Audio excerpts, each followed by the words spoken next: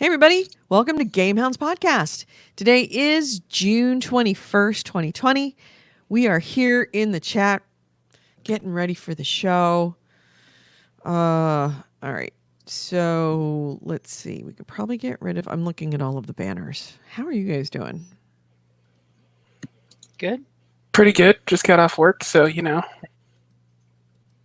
coming down. Oh, right. You got the weird schedules. No, it's just 7 to 3, just every weekend. Well, yeah, that's what I mean. Weekend. Yeah, because, the world does keep going, Nick. Not everybody has the luxury of working Monday Oh, through I Friday. know. I used to have a retail job that worked weekends. What Hey, did like you the work weekends are retailing? Macy's. You worked at Macy's? Oh, Oh, that's right, yeah. in the shoe department. You Yeah. sold shoes. Men's shoes. And I need to specify that it's men's shoes because men's shoes is easy as hell. Women's Men's shoes shoes. is not. Guy comes in, is like, looks around. Hey, do you got that in 10? I go in the back. No. What, 10.5? Yes. Okay, I'll take it. Women's shoes. Oh God, we hated every evening. Sometimes our boss would be like, "Can you go help women's shoes clean?" And we'd be like, "No," because the clearance rack, would essentially looks like someone took it and just dumped it over. Yeah. It's Yeah. insane. Clearance racks in Ugh. women's shoes, no joke. It's like within 15 minutes, it's like a bomb was Like, set off. how? Just you put things back where you got them from. Is it really that difficult? I know. I agree with you. I absolutely. And it's so funny because women are so particular about the shoes that they have in their closet, making sure that they are, but when they will treat other people's shoes like absolute dirt. It's like they look at it. No, this isn't what I want. Over the shoulder. It's like, what? They don't have time for that. They don't have time to put it back. God, it's just it blows me away. Still to this day. This was like fucking 20 years ago, and it still blows me away. The sheer difference in cleanliness. It's like that's the one area where women are just like, nah, I'm just gonna be dirty as shit. Just spread it out on the ground. Women treat clearance shoe racks the way that men treat public bathrooms. And see, not to say that men didn't leave things around, but at the very least they would like take the box, put the shoes back in the box, and then just put it somewhere. And so like you come back after, a couple of minutes and you just see like a stack of 5 boxes and you're like, shit, okay, I guess I gotta go put those away. And in defense of men's bathrooms, I've been in a lot of them, and sometimes they are destroyed, but most of the time they're fine. They're fine by your standards. You only say that because you don't go into women's bathrooms. Women's bathrooms are freaking paradise compared to any man's bathroom. Imagine it doesn't smell like pee. A woman's bathroom doesn't smell like pee. Right there. I'm going to say it. Nick, is your public bathroom experiences way different than mine? Like, is this true? Men's bathrooms smell of pee no matter where you are. You I don't always know, smell that faint scent of urine and poop. Women don't generally poop. I feel like I only public smell bathrooms. that if it's fresh. Or if it's happening next to me. Because you're immune. You're totally blind to that stuff. I think most of the public bathrooms I use are the bathrooms in my office. Right. See, office bathrooms. And those are fine. Sort of different. Yeah. But I haven't gone to outside public bathrooms much. Yeah. I've twice I have walked into a men's bathroom by mistake. One of them was at E3. And I was very, very surprised that I didn't notice the smell of pee, because normally the wall of stink hits as you come in and you're like, whoop, I have hit the wrong bathroom. It smells like boy pee everywhere. It's like, I don't know how you guys, I remember there was a public bathroom in London that I went to once. And I remember walking into it and being kind of surprised because like the whole thing was all kind of wet, like the seat, the walls, the floor, and I was kind of like, what happened here? This is it, but it didn't smell like pee. It smelled clean. I was like, this is weird. What's going on? And I realized that like they did hosed it something down. like I don't know if it was automatic or manual, but they whooshed the whole thing, floor to ceiling, just washed it all. Women's bathroom rarely ever needs to do anything to the walls. No, you never find a shit in the urinal. No. Well, first off, no urinals. Second, a woman would never shit in a. If we had women's urinals, that was a South Park. Remember someone Was pooping in the urinal? Mm-hmm. Yeah, women would never, ever, ever, ever shit in a urinal. Ever. I don't know about that. I've seen some terrible things like online. Well, I've seen terrible things in women's bathrooms. Yeah, there has been the odd, random, terrible thing in a woman's bathroom, but it's that's a moment when you're like horrified. Like, who would do that? Whereas with men's bathroom, it's like, well, I guess we had an asshole man come in here and shit in the urinal. Porta potties. My life experience has not been that. Yeah. Porta potties are that's kind of the problem with porta potties. If only women used porta potties, they would actually not have nearly the reputation that they do. I love, love, love when they have unisex porta potties. Like, this is a woman's porta potty. It's like, good. I know, great, because nobody pissed on the seat. There's not going to be like this river of pee around the seat where someone lifted the lid. They were nice enough to lift the seat and then just pissed everywhere. The floor isn't going to be sticky with other people's pee. How did we get on this conversation? I don't know. We went from Macy's to urinals. Oh, yes. Just uncleanliness. Men are pigs. Men are pigs in the bathroom. Men are such pigs that there actually has been invented a little toilet cozy that you put around your toilet to sop up your pee. If you all sat down, you would put all toilet cozy manufacturers out of business. I thought that was just more of like you get out of the shower. No, that's what a bath mat is. The little thing that wraps around your toilet, that's to soak up your pee. I thought I thought that's if you're just sitting down and using the toilet, your feet aren't on cold tile. Like, really? What do you mean feet on? Like the thing, just like a mat. Yeah, but the mat that goes around your toilet is specifically designed for Mrs. Not Mrs. I don't know about that. MISUS, but MISSES. You would have developed the most unsanitary thing in existence doing that. Yeah, I feel like that's why you have to wash those things. That's why women put them down, because they're tired of standing in your splashbacks. That's why we invented them. Yeah, I don't believe it. Yeah. Nobody is talking about urine in the chat room, which is really surprising. Normally, this is the kind of stuff that gets all their attention. Probably for the best. Yeah.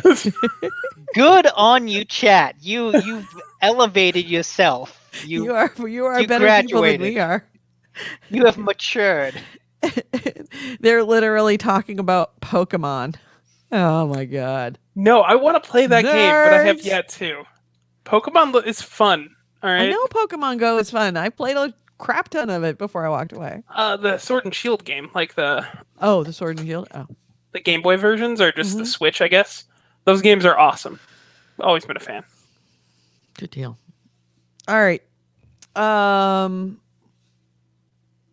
Davis Andrade is talking about the Switch, and Corey Wallace says no one has a Switch.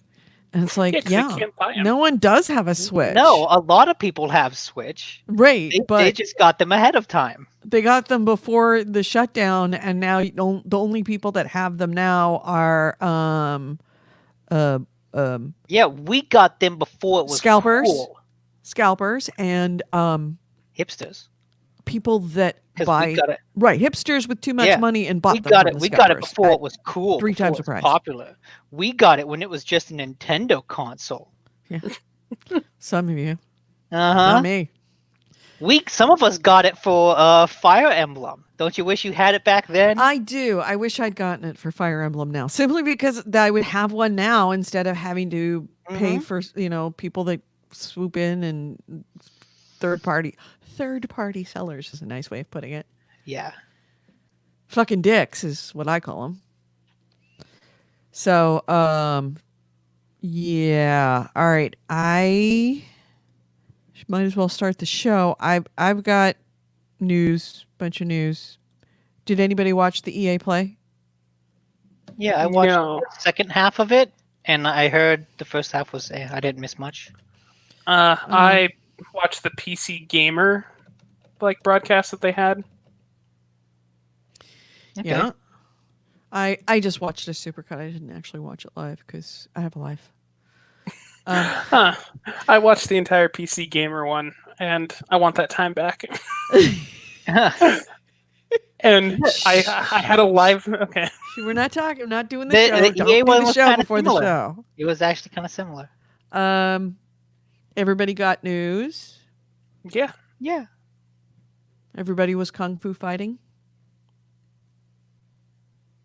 No, I'm not capable of that. That's what I have got. No, I can't play that song. I was like, ooh, I've got to add that to my playlist for my regular show. And it's like, no, that song is awesome, but a little racist. Not going to play it. Which song? Kung Fu Fighting. Oh, yeah. Okay. Great song, though. So, now, what do I need to do? Anything before we need to talk about before we start the regular show, gentlemen? No, I think we cleared all that up. We are in our 550th show. Nice. I'm on 3 or 5, depending on where you draw the line. What do you mean? This is my 3rd show, Yes. and I've guest starred twice, so technically my 5th. Yeah, technically. All right. Oh no, not that one. I almost gave it the wrong logo. GH logo large. In case you all care about what the file name is of our GameHounds logo. All right. Anything before we start the show? I'm good. There's Okay. a great new show on Netflix called The Floor is Lava. Really? I just And heard everyone about should that. watch it. Really? Yeah. Because I just finished Do up you- the last episode of Parks and Recreation. Do you remember the show Wipeout that used to be on TV a couple years ago? It had people running through that stupid obstacle course and things would come out and with smack them. Kenny and something and Kenny something. Something like that, yeah. Yeah. No, that It's, was the Japanese one where they put the American overdubs that were hilarious. No, it was an American show. Right. Yeah. Wipeout was an American show. Yeah. But there was another one that was on I can't remember the name of the television, the network that was like, was it, what was the first gaming network where Game Guru were G4? G4? It was a G4. It was on G4. The Ninja Warrior? It wasn't American. No, it was not serious at all. It was one of those shows, but it came from Japan. On G4? And they overdubbed, or what was the name? Was there another? There was another. Spike TV. Was Spike TV? That's what it was. Because it was out about the same time, and it was a Japanese show, but they did American overdubs, but they didn't do it word for word. They essentially put a hilarious dialogue track on it, and it was freaking great. And one of the hosts was Kenny something Blankenship. Was it Kenny Blankenship? No Wow, idea. I'm I trying think to it's remember. Wipeout. Somebody in the chat room will remember. Anyways, if you liked What Wipeout, was the name of it? if It you had a liked 3-letter Wipeout, word, like something uh, OMG oh, or stupid, GMO or Kenny MXC, Omega? according to a friend of MXC. mine. Yes, that's it. That's the one. God, that was such a Oh, I think we freaking remember that. hilarious show. Anyways, this show is a lot like that. Okay. Well, basically, as people, the floor is like red water, and so if they fall in, it's like falling in lava, and they just have to jump across a stupid room of like a bed, a couch, a statue of like a tiki head. That there's a tomb, the Ark of the Covenant, and they just jump from one thing to another trying to get across. And it's really fun. And All right. some moments, there are some moments where it's like, oh shit, we need to knock down this bridge, but I can't do it. I'm slipping. Okay, I'll jump and knock over the bridge and I'll fall into the lava, but it's fine. You'll have the bridge. Sacrifice yourself. Yes, exactly. What's great is that when someone falls into the water, they just edit them out so that they never come back up. Yes, once they fall in, you never see them come back. I love the way they do that because it's just like boom, they're gone. And it's like, no. It is a wonderfully goofy show. The floor is lava, and it's on Yes. what channel? What network? Netflix, yeah. Okay. Well, we have to. We literally just finished up, not night before last, because you and I were playing last night, but the end of our watching in the evening on Friday night was the last episode of Parks and Recreation. So we're looking for something new. Well, we've got a couple of episodes of Killing Eve and other stuff, but we might just throw in an episode of It is The Floor is Lava. It is the best thing to watch like at 2 or 3 in the morning when I'm just like, I don't want to play anything. I just kind of want to sit and relax and watch something dumb before I go to bed. And this is just, this is really fun. Okay, I feel okay. cool and relaxed. I will right. I will schedule that into a way to close out the evening. All right, worth mentioning just because someone's telling me this, but the names of the announcers, the people who are talking, it's Kenny Blankenship, right? The MXC, right? Vic Romano. Vic Romano. Romano, yes. And Guy LaDouche. Guy LaDouche, right? And Captain Tennille. Captain Tennille, that's right. Yes. MXC? I wonder if that's on Hulu. Yeah. Oh, you've seen it, right, Nick? I vaguely remember catching it. Comedy genius. It's American Ninja Warrior for normal people. Like just putting normal. It's not. It's comedy. The whole point of it is not to like be like, oh my god, they don't take themselves seriously. Yeah, at all. yeah. I've looked for other things like Wipeout. There was something that just came out on TV recently, and it's on Hulu called The Titan Games, and The Rock hosts that. That is a much more serious.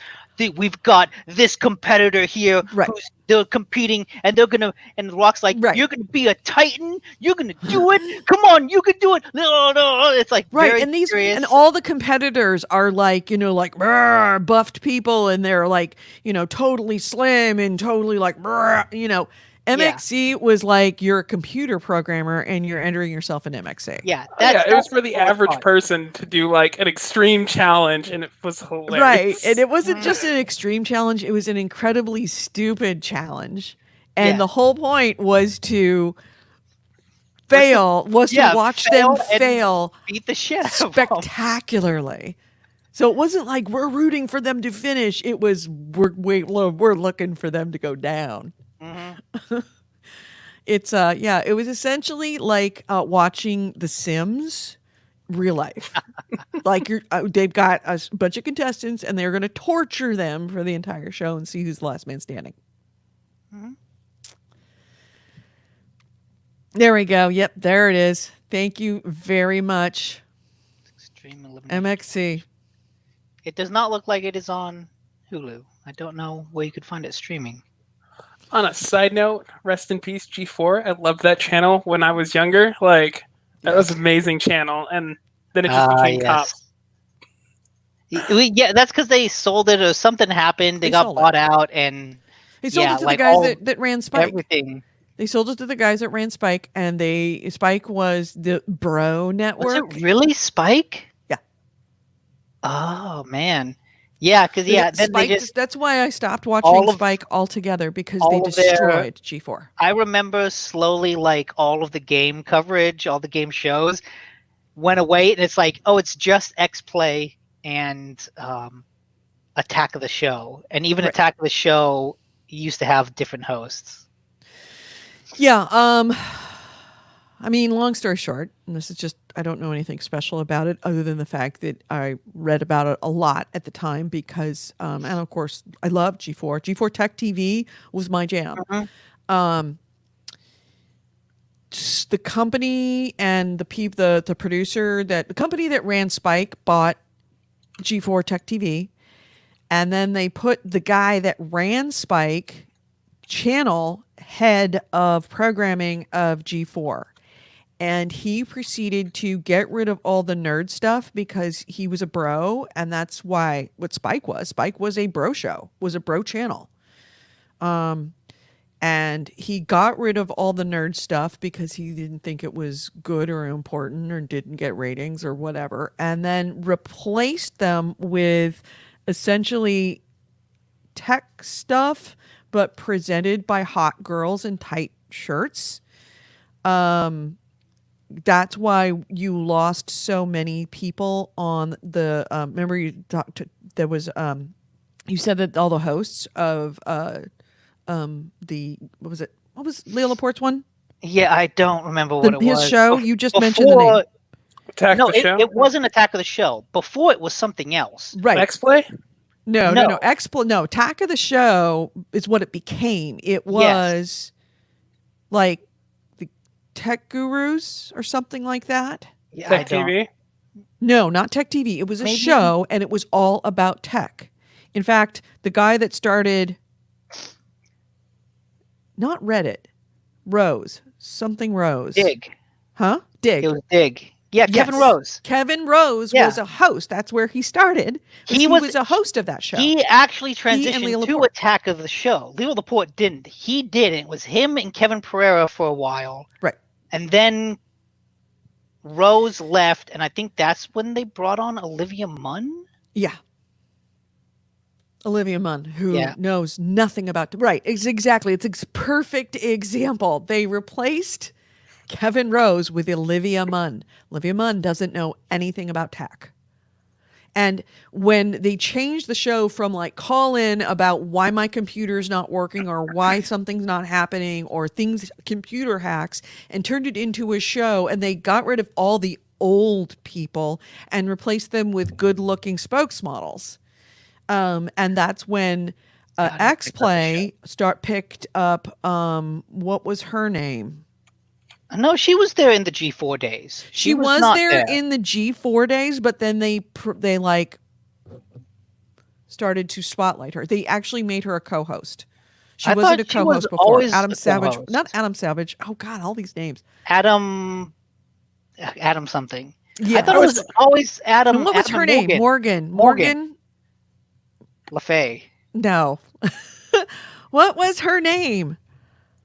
It's not Tracy Morgan. It's not Morgan Tracy. I can look at. I'm on the Wikipedia for the thing, Oh, but God, we're dying. the screensavers. Right, That was screensavers. Attack of the Show before Attack of the Show. That's what it was Screensavers was tech. It was all about tech. It wasn't about movies. It wasn't about blah, blah, anything. It was about tech. And it was very nitty gritty, like how to overclock your motherboard. It was like very granular and super, like it was tech for techies. Sessler, Morgan Webb, that's it. That's right.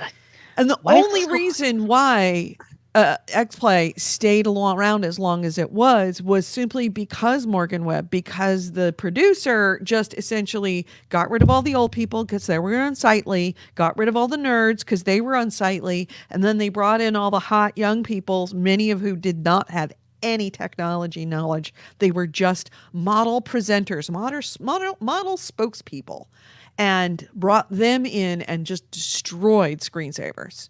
And then, of course, turned it into Attack of the Show because Screensavers was not what they were anymore. Attack of the Show kept going, what it was. And because they essentially wanted it to be a crossover channel for other Spike people, Spike TV. They trashed that whole network. That whole network used to have incredible shows and get fucked. I was 8, and I just remember like asking my dad to get the channel on like cable because it was some like 256 or something. It was a network. It was a network for us, by us. I will say, some of those early shows were the kind of shows that it's like, oh, this is what you make when you have like no corporate oversight and no one gives a shit. Because some of them were just really goofy and dumb in a way that's like, this is weird. I remember specifically, I'm thinking of the MMO one that basically had like a host talking to characters in an MMO game or like hopping into MMO games. That was like very Blues Clues-esque in its presentation and format. Yep. I mean, it's when you let YouTube. nerds start programming for nerds. Yes. But I will say, with no oversight. Arena was the show that I loved the most. That was the like actual competition, let's play Counter-Strike or Call of Duty or something like that. It was esports before esports was esports. Yeah, exactly. Yeah. And it was like a structured weekly esports thing. Mm-hmm. Anyway. Right, well, we just fucked away a half hour, so let's do it now. All right, do not hit that button. That would click everything. So, all right. Video games, modern culture, and technology. And these podcasters are big fat potty mouths. If you're younger than 18 or are easily offended, please stop this podcast now. Oh, and your mom says to take out the trash and do your homework.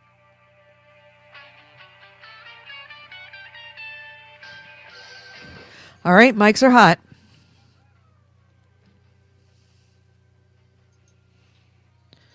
Hello and welcome to GameHounds. GameHounds episode 550. We are halfway to 600.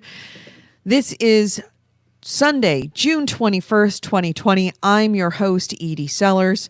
With me is Nick DiNicola and Andrew Smith.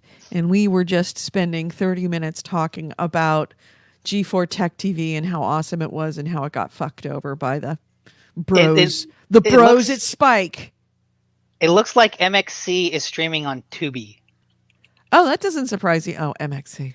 That was the only good thing on Spike. I'm in the chat. Someone said it's on Amazon, and you can buy it on Amazon. But I think if you want to stream it, you need to get the Con TV package. I would own those and I would watch them all the time.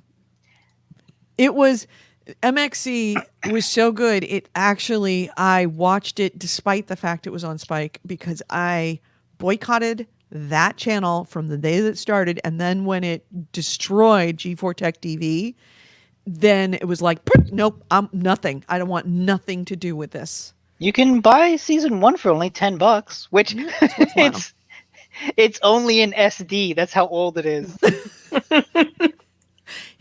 And worth every glorious pixel of it. It really is. So, how are you? How are you doing? How was your week? Fine. Yeah. Mine too. It was a week. Yeah, I watched some video game streams. Some announcements. Oh, games. Yeah, EA Play was this week.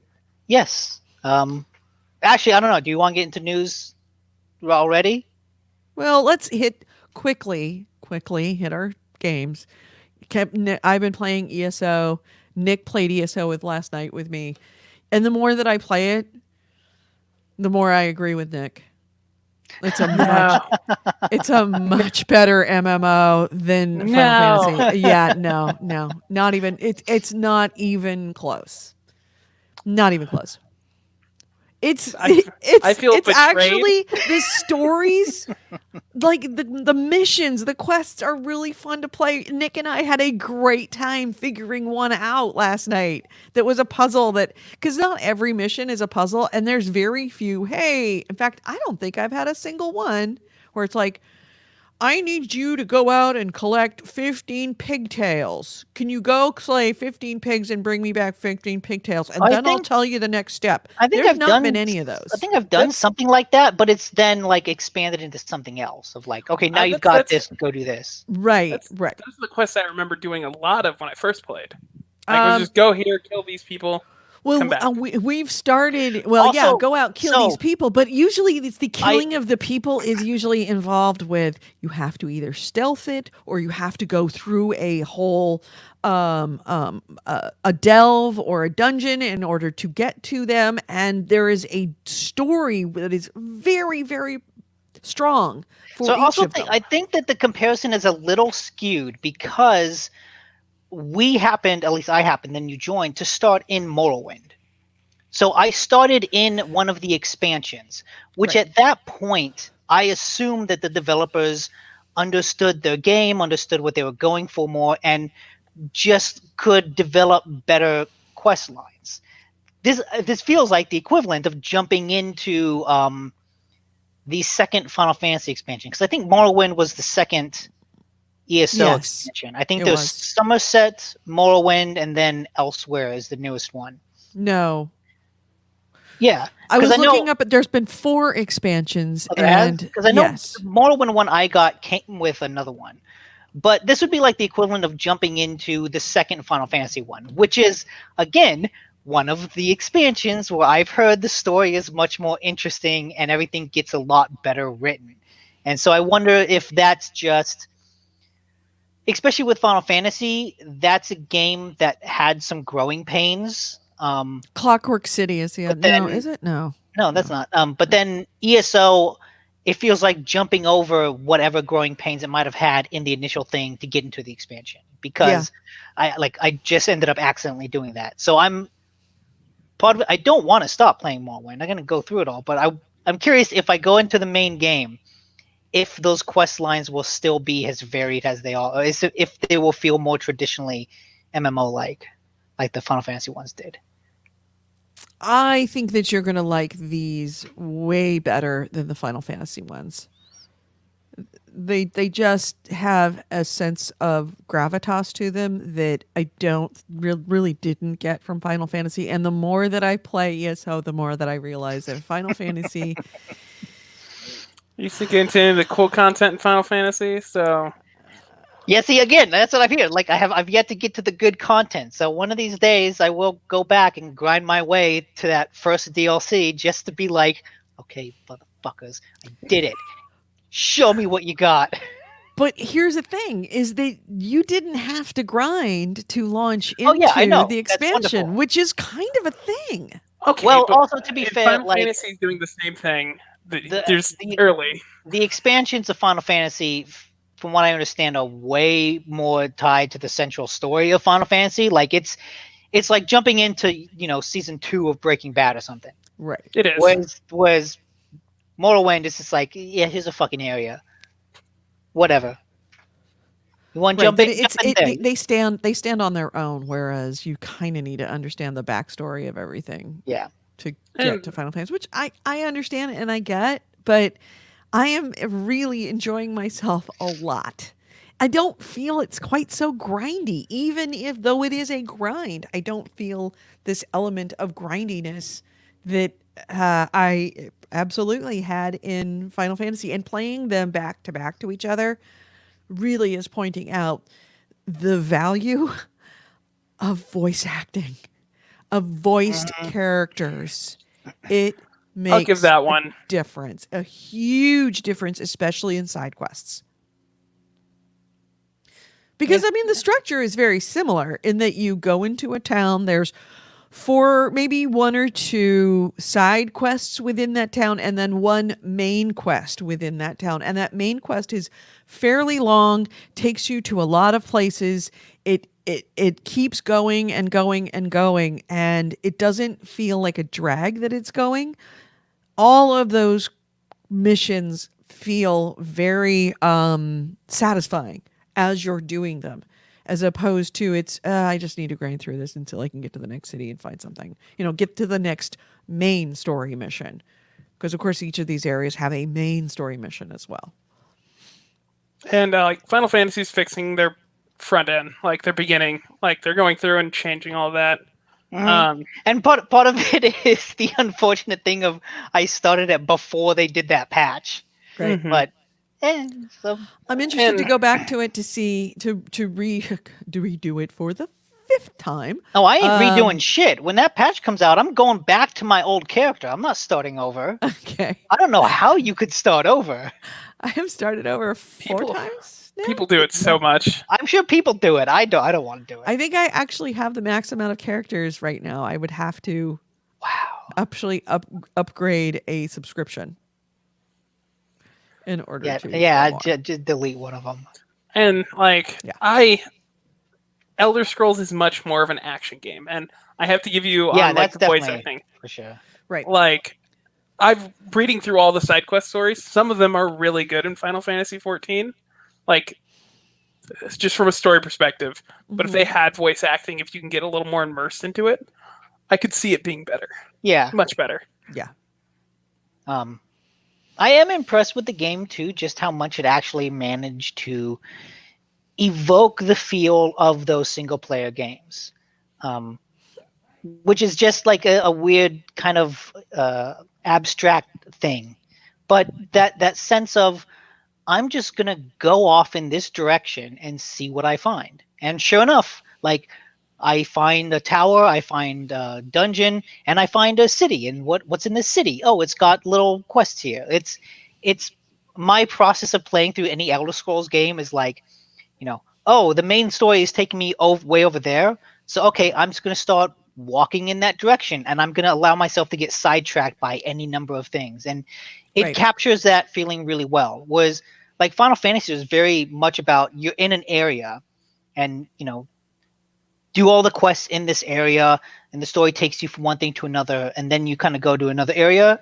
And Elder Scrolls feels much more like, fuck it. Just like, hey, here's there's going to be shit all over, like little things to discover along the way. Here's the big open world of, Morrowind, and it's just like, walk off in any direction and see what you can find. And I wonder if part of that too is its map, because with Final Fantasy, the map is really good because it gives you a lot of information. And whenever you enter a new area, I can open that map and see, oh, there's a bunch of quests over in this city, bunch of quests over in that city, and I can see everything I need to see. Whereas with Elder Scrolls, it's not like that. When you enter an area, like when I look at Morrowind, the map is blank. There's nothing on it. And so I need to go out into the world and explore to find new locations. But at the same time, a lot of me is like, God damn it, I wish I could zoom in more. I wish that I could get just a little bit more information. And so part of me is conflicted on the map. I like that it doesn't tell me everything, because that makes me have to go out and find things. But I wish I could zoom in a little bit closer, because sometimes I get lost in those damn environments. They're just, the way they're built with the verticality and all the hallways, it's just so easy to get turned around. But I'm enjoying it. There's a lot more sense of, like you said, discovery, just running out in a random direction and you come across something that's just out there. No matter where you go, there's going to be something to discover. That sense of discovery really isn't in Final Fantasy. No, it's all very tightly, like centered. All of the missions, all the quests, all the stuff is really tightly centered around each of the towns. For me though, I felt like, again, I'm talking about old ESO, so take that for what it is, but I felt the progression, like I felt like I was progressing more in Final Fantasy than I did in ESO, because in ESO you are about exploring, so the game has to kind of have a middle ground where you can take down most stuff. Like sometimes you'll see something super hard, but Final Fantasy, like you're moving on to the next area, you're growing as a character more. Yeah, and because it has those explicit level caps in areas. It's like I know I can go back to an early area and just wipe the floor with those guys. Whereas with Elder Scrolls, I know there's a world boss that we encountered at some point a couple of weeks ago called Wyvus, who wiped the floor with us.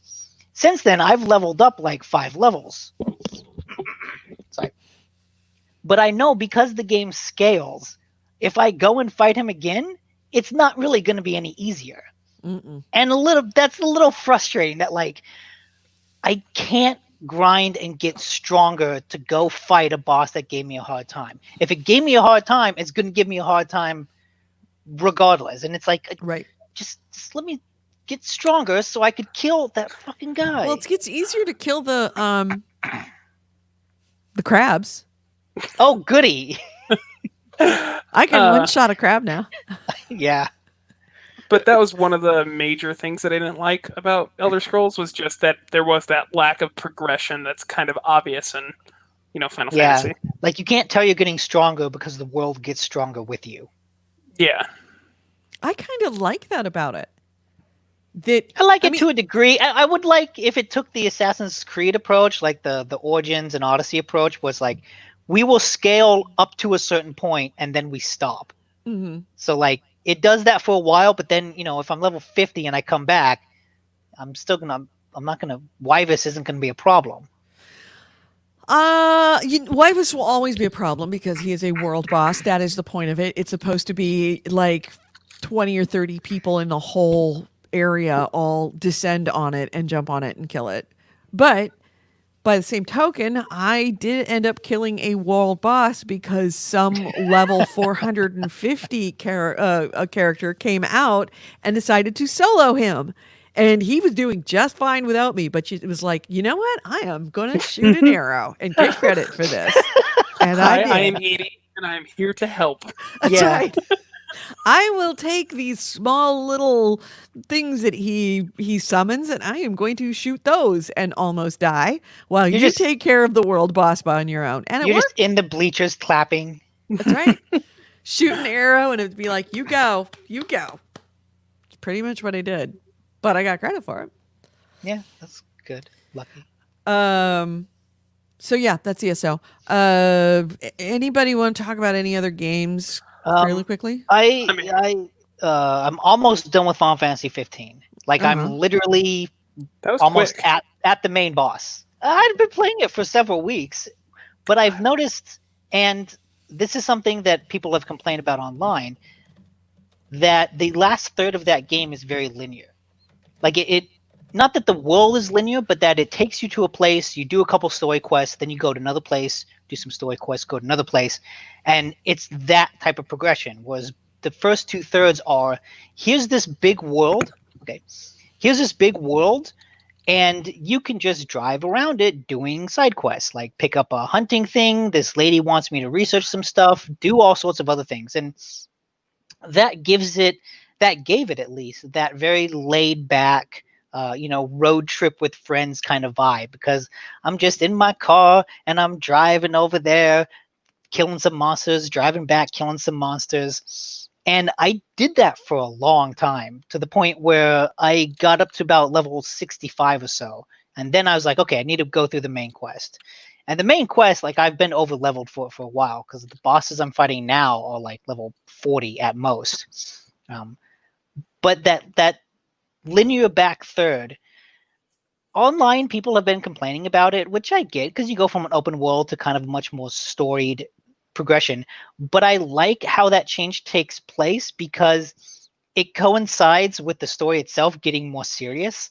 Like once I leave this open world area, shit starts to happen, and like shit starts to go down, serious things start to happen, consequences start happening, my group starts like getting splintered, people start getting hurt, and it's like, okay, the world is gone to shit, we need to help it, and like we can't take all this time out to go do 20 different side quests. Like the narrative has a bit more sense of importance than that, and I like that, because that actually drives me forward to want to complete everything. And so I understand the frustration going from more open to more linear, but I think the story kind of helps sell that. And the way that it deals with that in terms of your quests, because I still have like 20 different side quests in my log that I have yet to finish because I just can't go back to those areas. If I go to a hotel or any place I can rest, I can like recall the memories of the past, and that will basically transport me back in time to when the game was more open, and I can complete all those quests, get a bunch of items or experience, and take that with me into the future. But it's interesting that the way the game is set up, I can only go back to that open world area. It has a memory, has a recollection, has literally going back in time, because the narrative itself has gone so far forward. It's like, no, when I go back to that area, it's different now. Yeah, and I think that's good because I mean, I've always felt that open world games kind of when you start hitting that third act of the story, that it can kind of fall apart because you're not like as attached to it. If you can do one quest and then like this person's about to die, and then you just go screw off for like 5 hours and just go explore the rest of the world. I kind of like that approach of, okay, now you have to continue the story. Like you have to kind of push forward. Yeah, and I like what it's gone. I will say the world building leaves a lot to be desired, because at a certain point when like serious things start happening and twists start coming, there are betrayals, there's deals being made with literal gods, I'm like, I don't exactly know what's going on and why this is happening. I vaguely understand the high level concepts behind it, but like in terms of the plot, like, who are you and what are you doing? Oh, you're this guy. You're okay, so you're him. Why do you want to do this? Oh, okay. Like there's this one character who's sort of set up when you first meet him, has like a rival, or like he's a general in the army that took down your city. And it's like, oh, okay, he's a general there. That's kind of interesting. And oh, he's got like a bit of a moral complications because he's related to someone from that city. And it's like, oh, this is interesting. And he just kind of gets written out partway through. Well, it's just like, I find a magazine that's like, oh, yes, he didn't follow these orders, so he was arrested. And it's like, oh, okay, the guy you kind of set up has an important character is literally written out of the story in a random item that I just happened to find on a train. Okay. And I can definitely see the rough development history that this game has gone through in its story, because it feels like at a certain point, they're like, just get it out there. We don't quite know what we're doing. Just get it out there. We have all these parts, and we don't quite know how to fit them together. So yeah, just put something in there. I want to read up more because I got the Royal Edition which came with a bunch of extra DLC quests, and especially a set of quests that took place right before the end game that like expands on it. And I'm curious if what I'm in now is that DLC or if it's part of the base game. And I'm just not quite sure what exactly got added, because I know they added a lot of things to flesh out the story. And so if I have played through those and the story is still like, yeah, you could use some work, I can't imagine what it was like before. So, yeah. You talking about it makes me really want to play it again. At least go through it. I found it very, very fun. I really liked the combat, especially coming from Final Fantasy VII Remake.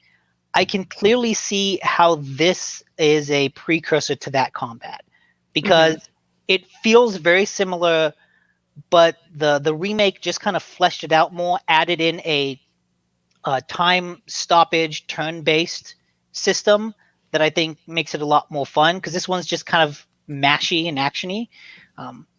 And so it's very interesting from that perspective, just to actually see like the mechanical and design progression of this combat system.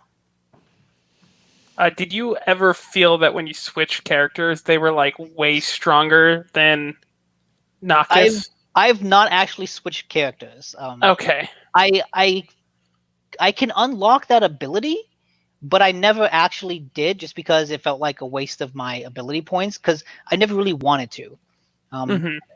I got to a point, and I think this was DLC, where I could switch characters, and I switched to the guy with the big, huge sword, and he was fine. Like, he didn't necessarily feel stronger or weaker than Noctis. Like, Noctis feels more versatile because you can equip him with any number of weapons. Like, one guy basically uses guns, another uses daggers, another uses a big sword, and they're kind of locked into those as their main weapons. This is actually part of the end part of the main story, Edie. So I don't know if you want to show this. This is like, I literally did this like an hour from where I last saved. So you're about to spoil it for? Maybe not, which is not to say that anyone really know what's going on. But shit, what was I saying? Big I forgot what I was sword. talking about. Oh yeah, Noctis just feels a more versatile character because you can equip him with all sorts of different weapons. He has that really awesome teleport ability, and I think it's just more fun to play as him, just because you can customize him a lot more. Yeah. Like I said, the brief time I spent with it, I switched to the guy with the guns because I unlocked that ability right away, and he was just like way stronger in comparison to like my beginning Noctis off the bat. Which I find funny because whatever guns I've had, those have been the hardest weapons for me to find. So he, for the longest time, he was using just kind of a puny little pea shooter, and so he was really my weakest character. All right.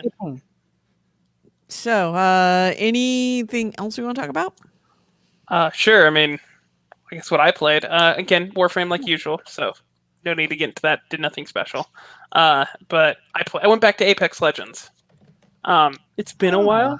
I played back in like season 2 was when I stopped playing, and now they're on like season 5.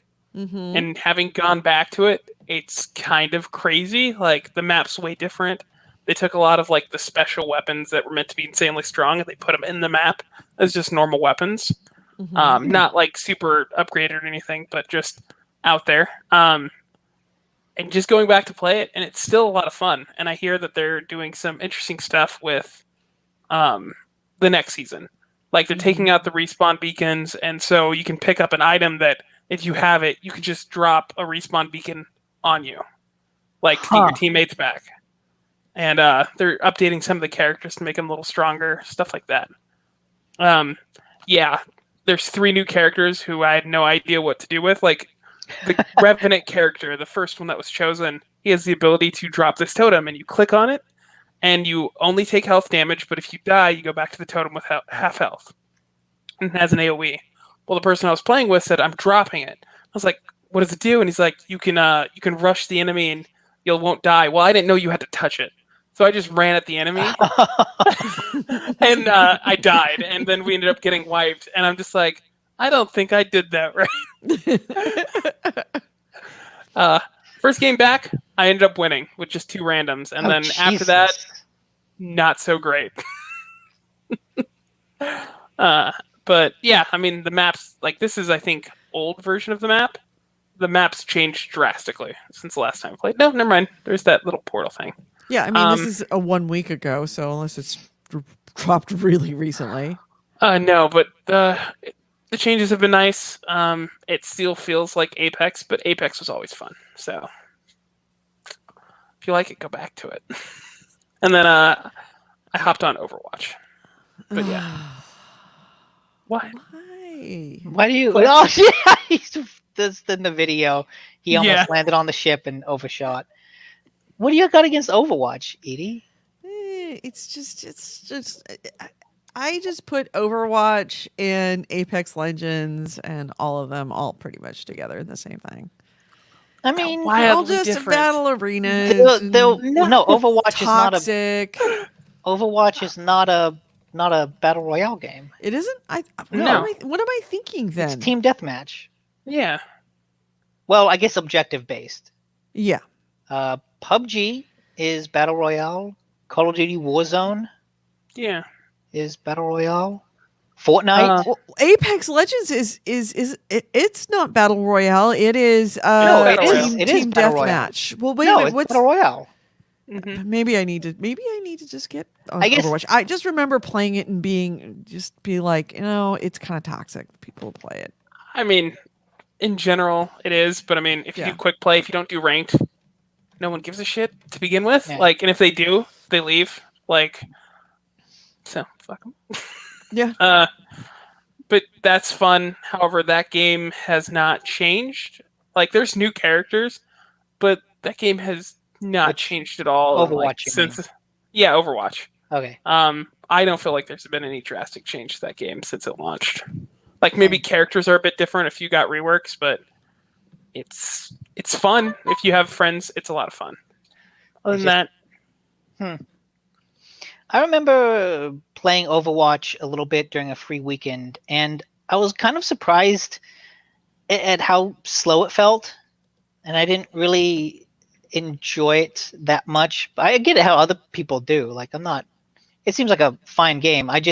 The way that it controlled and the way that the pace of it all, I couldn't quite figure it out, and I kind of didn't like the hero aspect of it because it felt like I had to put in a little too much work in order to start having fun. yeah, there is a learning curve that, like, unlike Call of Duty, where you just pick up a weapon and you get the basic Yeah. idea. Everyone's using the same thing. Which This is one you why- have to learn a kit, and Yeah, you know, and I think whenever I played Apex, I was always like, guy with a shield, I know how that works, or the gunner, I know how that works. yeah. This is way like you're right. The pacing's way different because you can heal, so it's kind of like this. If it's going well, if you have two equally matched teams, it's kind of this extended conflict, and there's a lot of fun to be had there because you have tanks, DPS, healers, stuff like that. If it's not, if like one person is just dominating or one team's dominating, it'll be over quickly. It won't be slow at all. You'll be looking at a respawn screen most of the time. It's one of those games that I prefer to watch just because it's like, oh, that's what it's like when you're good. That actually looks cool. If you have friends, it's a lot of fun. Like, I've been only playing it with a friend. We're both tanks, and like he'll play one that does like a lot of damage, and I'll have one that's a shield and a hammer, and we'll just kind of walk forward, and we're good enough together that we've been relatively destroying. Like, he'll get silver team damage, I'll get bronze, and we're not the DPS. Like, we're not supposed to be doing that, but that can make it fun when you know that you're working well with the team. That's cool. All right. So anything else?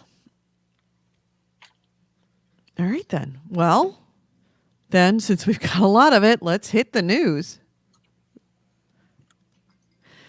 This is the GameHounds News, the news, views, and commentary of the week in gaming with Gamer Edie, Nick DiNicola, and Andrew Smith. And the first item is... Gentlemen? Just in the most wonderful bad news, Cyberpunk 2077 was delayed again. Yep. You probably didn't think it could be delayed again, but it was. Thankfully, it was only delayed a couple months. And so now, instead of coming out September, it's coming out November. Right. And according to the announcement, it is not because the game's not finished. That they've got the story. Did I not write it down? They said that the game it's got it. They've got the story. They've got the gameplay. They got it all done. The chapters are all in. It's all there. It's just they got bugs. Bottom line. They want to do some more balancing.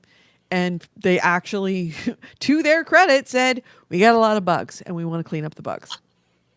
So there you go. Yeah, it's set for November 19th for PC, PS4, and Xbox One. I'm wondering if they were like working through it and they realized that there was like, maybe it was with the new consoles or something, but they realized that there was a ton of bugs and they're like, we don't want to do a crunch. Like, so a couple more months, give people a little more time to work through this so we're not overworking people right now. Right. Maybe. Well, it is funny that now, because of this, it will launch around the same time that new consoles theoretically do. And I think think that that's not entirely two separate things. I think that they kind of wanted to be the launch title for that time, for that console. they spoke about this. They will not be a PS5 version won't be out right away. Like it won't be interesting. ready. I do believe there will be backwards compatibility in that you're playing the PS4 version on the PS5, but it's not like its own full upgrade, which they plan to release, and it's going to be free, by the way, to anyone who buys the game now. Okay. Just whoever owns the game, you're going to get a free upgrade to your next console. But I think it's funny. I think that they have a Xbox One, style console, like, hey, an Xbox One bundle. Like, oh, this Xbox One has the skin and style of Cyberpunk on it. And I find it funny that they're going to release that bundle after new consoles are out, or like, hey, buy a Cyberpunk 2077 styled Xbox One when the Series X is like a week away from launching. Mm-hmm. It just seems like that whole deal, they didn't quite think, Microsoft didn't think that it would get delayed right up until the console launch when they made that deal. Sorry, I'm reaching and making faces. I got a tetanus shot on Friday, and the injection point is starting to itch, and it's swollen up and made a lump. And I scratched it because I didn't know what it was, and I just reached over and scratched it. And it was like, ow.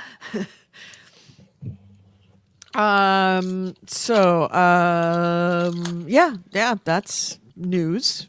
Kind of big news. They mentioned for sure that their own version of it won't be out till 2021, like for the new consoles. So, all right, it's interesting. Good to know. The other big news of the week is that EA had its EA Play event, the digital event that is their big release, like their would have been their keynote address, annual keynotes for E3, because E3 is canceled. They did the EA Play event, and it had a ton of stuff. First thing being that, did I not make a banner? I could have sworn. Now, there we go. Yeah. First off, Respawn announced that Apex Legends has a new thing. I don't know what you call it. It's not really DLC. They're doing the Lost Treasures Collection event coming up on June 23rd. In addition, it's coming to Steam. It's going to have crossplay this fall with everything, and it's also coming to Switch this fall. That's pretty cool. Yeah. Especially crossplay. Hey, yeah, I like to see crossplay. Like, that's what they said, that the number one thing that everybody asks for out of that game is crossplay. Mm-hmm. And if you think it's competitive now, wait until the PC gamers start playing with the Switch gamers. Well, I wonder if they'll have. Usually, when they say crossplay, it's between consoles. Like, I know Call of Duty has crossplay with PC, but I think that you can see like an icon next to their name that indicates if they are, or like the game itself will filter out according to those platforms. Mm-hmm. Yeah, like you can choose whether you want crossplay or not. That being said, Battle Royale I think are kind of a gray area, because there is skill certainly involved. Like being able to shoot people, like, oh, that's obviously there. But there's a certain amount of luck in like finding gear and positioning that even if you're working with a controller, you can trump somebody on a mouse and keyboard. Whereas something like Rainbow Six Siege, that'd be much harder. Mm-hmm. The next thing they announced was that Sims 4 is going to come to Steam. So will Titanfall 2, A Way Out, and Dead Space 3, plus a bunch of other titles that they didn't mention. They said that they're absolutely, I guess, Origins, because that's EA, right? EA Origins. Yeah. Yeah, I guess they're kind of throwing in the towel. No, I know EA is putting out all of its games on Steam, and I think their Origins will still be there. but I think they want that Origins account to basically, it's kind of like Microsoft, where they want you to play their games, and doesn't matter the platform. Right. You might still have to make an Origins account to play on those, and the Origins account will serve as the base for crossplay. You know, like, oh, you have to have a PSN account, you have to have an Xbox account, but if you have an Origin account, then we can track those other things and hook you up to play. Right. And I think that might be the direction they're going, because more things they announced at this thing had crossplay. And so I think if that's the future they're going into, then it helps to have your own database of, you know, player identities. And I think that might be what Origins morphs into, is less of a service and more of just like Rockstar's thing. Like, I know whenever I, you know, play Was it GTA or Red Club Dead, something? yeah, like Club Rockstar's Rockstar? social club, Yeah, or Rockstar something Club, like that's that. it. Yeah. Like, you had to sign up for something, even though, like, even if I just played the GTA 5, like, you had to sign up for it, and it's not like a service that you can go and download a game from. Yeah. Assassin's Creed, Ubisoft has that Club Ubi or whatever it is. Yeah, Yeah, well, they've also got they have their own download service. Right. yeah, you play. You play. Yeah. Well, I Right. like their stuff because they have this whole like a reward system for playing. Like, you get trophies, and then you can. It's kind of like gamer score or trophies that you can actually go spend on in-game content, And you which can is pretty spend cool. from across games, so that points that you get in I don't know, the drive club, you can spend in Assassin's Creed or vice versa. Yeah. Which is kind of nice. But yeah, so but originally Origins was supposed to be like, hey, this is our own Steam. You want to buy an EA game, you buy an EA game on Origins, you don't buy it on Steam. And I think that they finally like conceded defeat in that way. By putting everything now on Steam, they're kind of saying, okay, game distribution, that's going to be Steam. Now, once it's distributed and in your hands, we're going to draw you into Origins, but we're not going to be the direct head-to-head competition with Valve and Steam. Also, I mean, how long has Origins been around? Because, I mean, as time has progressed, EA has made less and less games. So, I mean, it's become less of a incentive to have their own platform. Right. Like that. Right. Exactly. So let's see. Yeah. New releases are also going to be on Steam, according to them. Command and Conquered Remastered is also arriving on Steam via Steamworks. Need for Speed Heat will be crossplay. They also announced several new games. One of them from Hazelight, which was the guy that did a Way Out,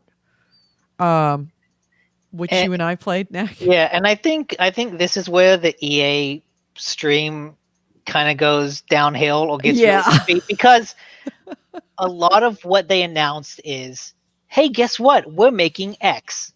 Or, hey, guess what? These guys are making X.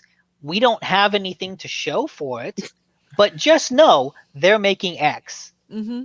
And it reminds me of the E3 conference they had several years ago, where they showed off Battlefront 1, but they didn't actually have any game to show for it. So they put together this whole promo vid of like, look, we've got the actual Stormtrooper helmet props and we're scanning them in for realism. And that was sort of the whole pitch of, hey, isn't it cool? We've got these real props. And it's, well, okay, do you have any game to show? No. And a lot of their press conference was like that, where it feels like this year fell at a point in between every single development cycle of their games, was just they don't have anything to show. It was impressive how few games that they showed that are actually coming out Christmas this year with the new consoles. And they spent a lot of time talking about the next generation console. And yet they have Apex. Well, Apex is just simple. Yeah, nothing. I think Apex will be there. Apex, I think a lot of those games will be there, but they really didn't. They even went through and talked about, we can't wait to tell you the stories that wouldn't be possible without the next generation console. And we're going to have a game that does this, and we're going to have a game that does that. But they didn't mention the names, what these games do. They even mentioned titles. They're like, not Bethesda.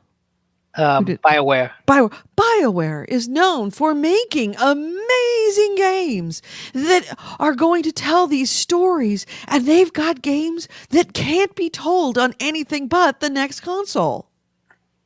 It's not always kind of the pitch. And what game is it? Do you want to tell us what game it is? Or are you just going to talk about how they're designing for the next game console? Because fun fact, we already fucking know that.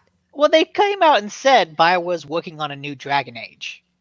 Did they say new Dragon Age, or did they just talk about? Oh, okay. No, I actually missed that part. That. I had to kind of supercut it, so they didn't like show anything off about it really. But it's just like, again, it's hey, Criterion's making a racing game, right? Hey, BioWare's making Dragon Age. Because, like I said, I think they're at whatever point in the development cycle where they don't have anything. How can you be in June and not have anything in the development cycle you want to talk about right now? I think because a lot of stuff's not coming out at the end of this year. It's all for 2021 or 2022. I think we're in a weird gray area right now in gaming because we're coming off of like 5 years to 10 years of like microtransactions, the slow decline in like AAA studios as they get ate up by like EA, Activision, and all of that. And we've reached a point where it's the new consoles, but there's not a lot of AAA studios producing anything. Right. And we're just starting to get back to like God of War, Spider-Man. Those are PlayStation exclusives, but single player games clearly have a place. People want them. And those are being made now, but we are on the front end of that where they still have a lot of production to be made.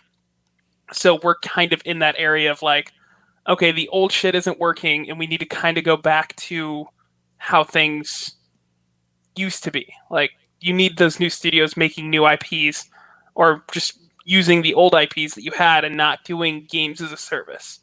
And that's just taking time for that transition. And with the new consoles, that makes things extra hard.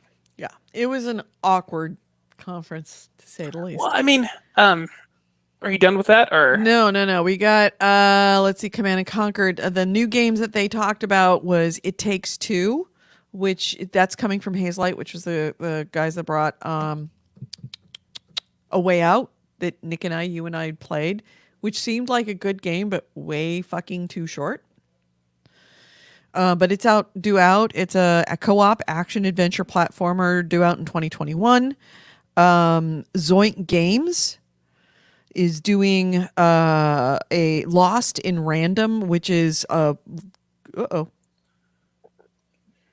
we lost Nick. All right. He wasn't contributing enough, so we had to make a choice.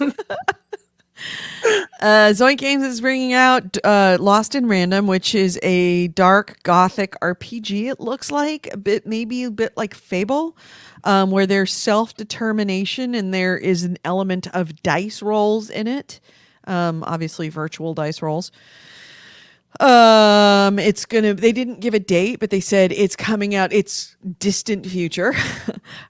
Final Strike Games is doing Rocket Arena, which they're a brand new studio, and this is their first game. It's going to be a competitive rockets only arena shooter. And then finally, the rest of it was pretty much Star Wars Squadrons. That's all they talked about. Ad nauseum. They revealed the premiere of gameplay, which is kind of funny because it didn't look like gameplay. It looked like a trailer with some gameplay in it, which I wouldn't call a gameplay trailer, but whatever. They did say that it's going to have cross-play, and they did reveal the date, and this looks like it is all that EA has coming out at the end of this year, October 2nd. And that is your game. That's it. I know Squadrons is going to be $40 when it comes out, and there's not going to be any microtransactions or additional purchases. And there is going to be a single-player story and also multiplayer on that. They're going to have both. which is kind of nice for a $40 game. I would don't know expect how one or the other. I don't know how quickly that was put together because I hadn't really heard anything about it. Like this was kind of like the Fallen Order, where it kind of came out of nowhere. Like there was all these talks about these new IPs for Star Wars being made, and then Battlefront 2 came out, and it almost seemed like all the new IPs were scrapped.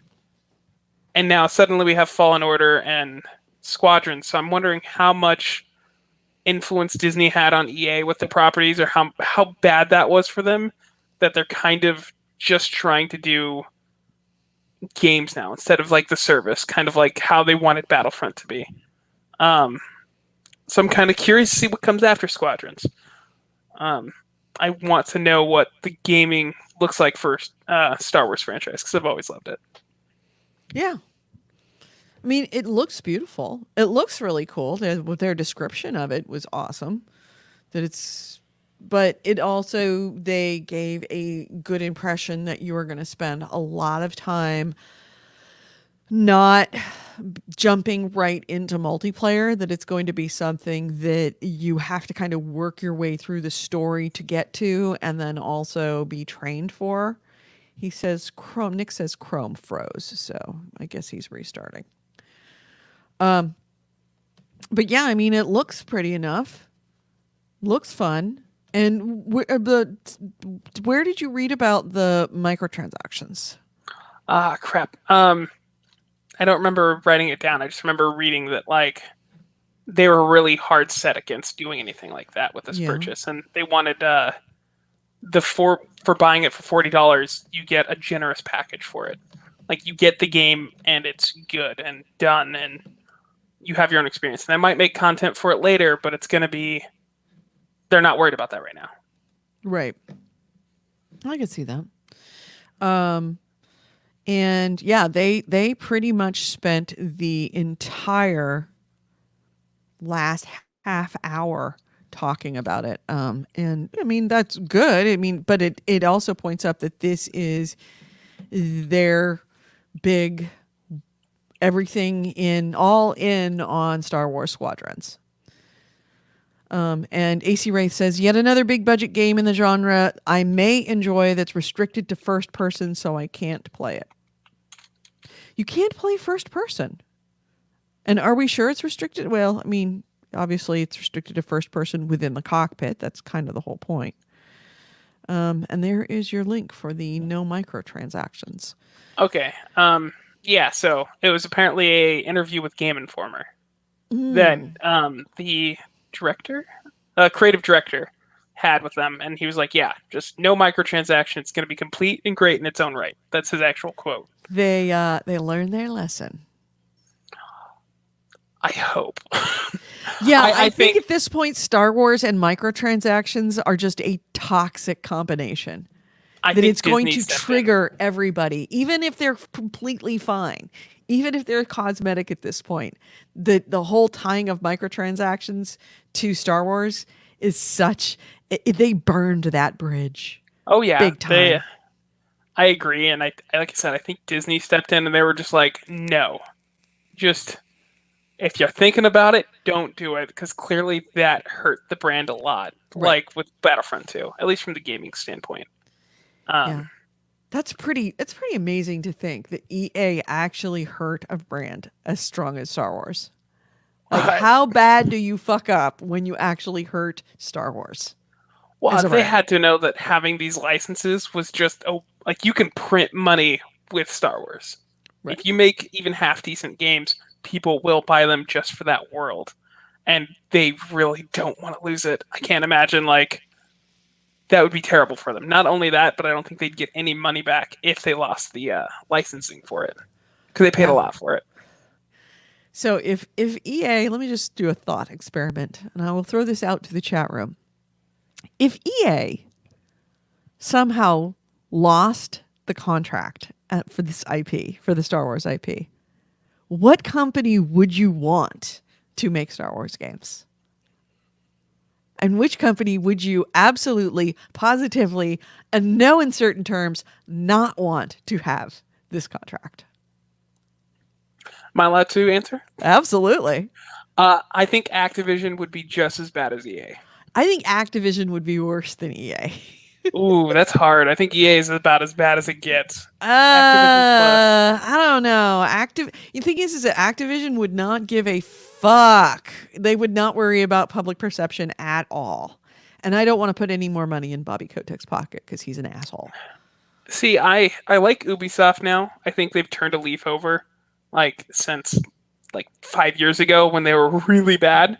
And they've learned to kind of only show what they can actually produce as far as like trailers and stuff. Like back in the day when they had, the Division or like any trailers like that, the games would look amazing and they were nothing like that. But I don't think they would do well with this franchise because they don't make that kind of game. Mm-hmm. But I'm not a fan of many AAA studios right now. So what about Rockstar? Rockstar with the Star Wars IP. We're Nick is back. We were talking about how EA screwed up. I mean, because it doesn't have microtransactions, and we're saying that is the community. They have burnt that bridge with the community to have any kind of microtransactions, and so that I'm. Andrew opined that Disney brought the hammer down on EA, and it's like, no, you have hurt our brand. No microtransactions. Period. The end. We don't care if it's for a pet. Not having a microtransaction. I don't know if Disney did that. I'm sure EA was like, "Fuck, that bridge is burned. We need to image. Do not say microtransactions because." And this is the catch. This is the catch. Yeah. I don't think they count DLC as microtransactions. No, I don't. This think totally anybody seems like the kind of game that will, I think from the beginning they're just having, in the same way Battlefront went to all the different eras of Star Wars and started to incorporate like, oh look, you can play as Anakin from the prequels, you can play as Rey from the sequels, and you can play as Luke from the original ones, and kind of mashed all that together. If this game is successful, the Squadrons, I could see them doing the same thing. Of like, if they put Darth Vader behind a paywall of any kind. Oh no! I think that we might have like a Darth Lives Matter protest at EA. It wouldn't be Darth Vader. It would be like, this is Darth Vader's TIE Fighter. To be like, here's a set of ships from the original trilogy. Here's a set of ships from the prequel trilogy and the sequel trilogy, and those will be behind paywalls. But yeah, microtransactions, that I don't know. Or it could also just be like they just need to put out a Star Wars game and they're like, yeah, fuck, we don't have a microtransactions plans, but just put it out. We need something. We've released like 2 Star Wars games over 10 years. Mm-hmm.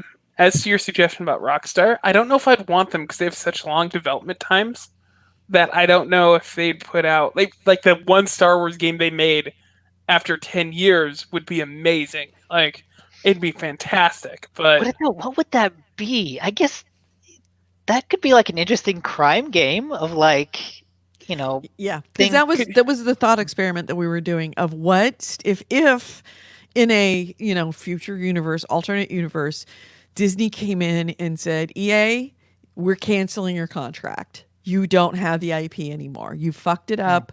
We're moving on. We've taken it somewhere else. What would be the company that you would want to have the Star Wars IP, and what company would you absolutely not want to have? I don't think Rockstar would even want it.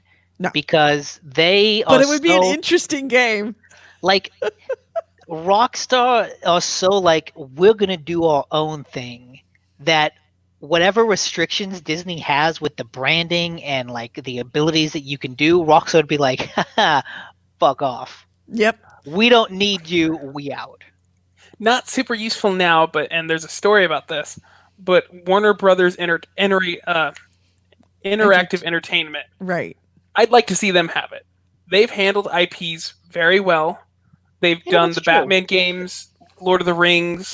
That's a good one. They have the Lego games. Like, I think they handle licensing IPs really well, and they could do good things with it. It would certainly increase their sales price. Like Rocksteady specifically. Rocksteady with Star Wars, that could be really cool. Yeah. AC Wraith says Rockstar would make it a live service like GTA 5. Yeah, probably.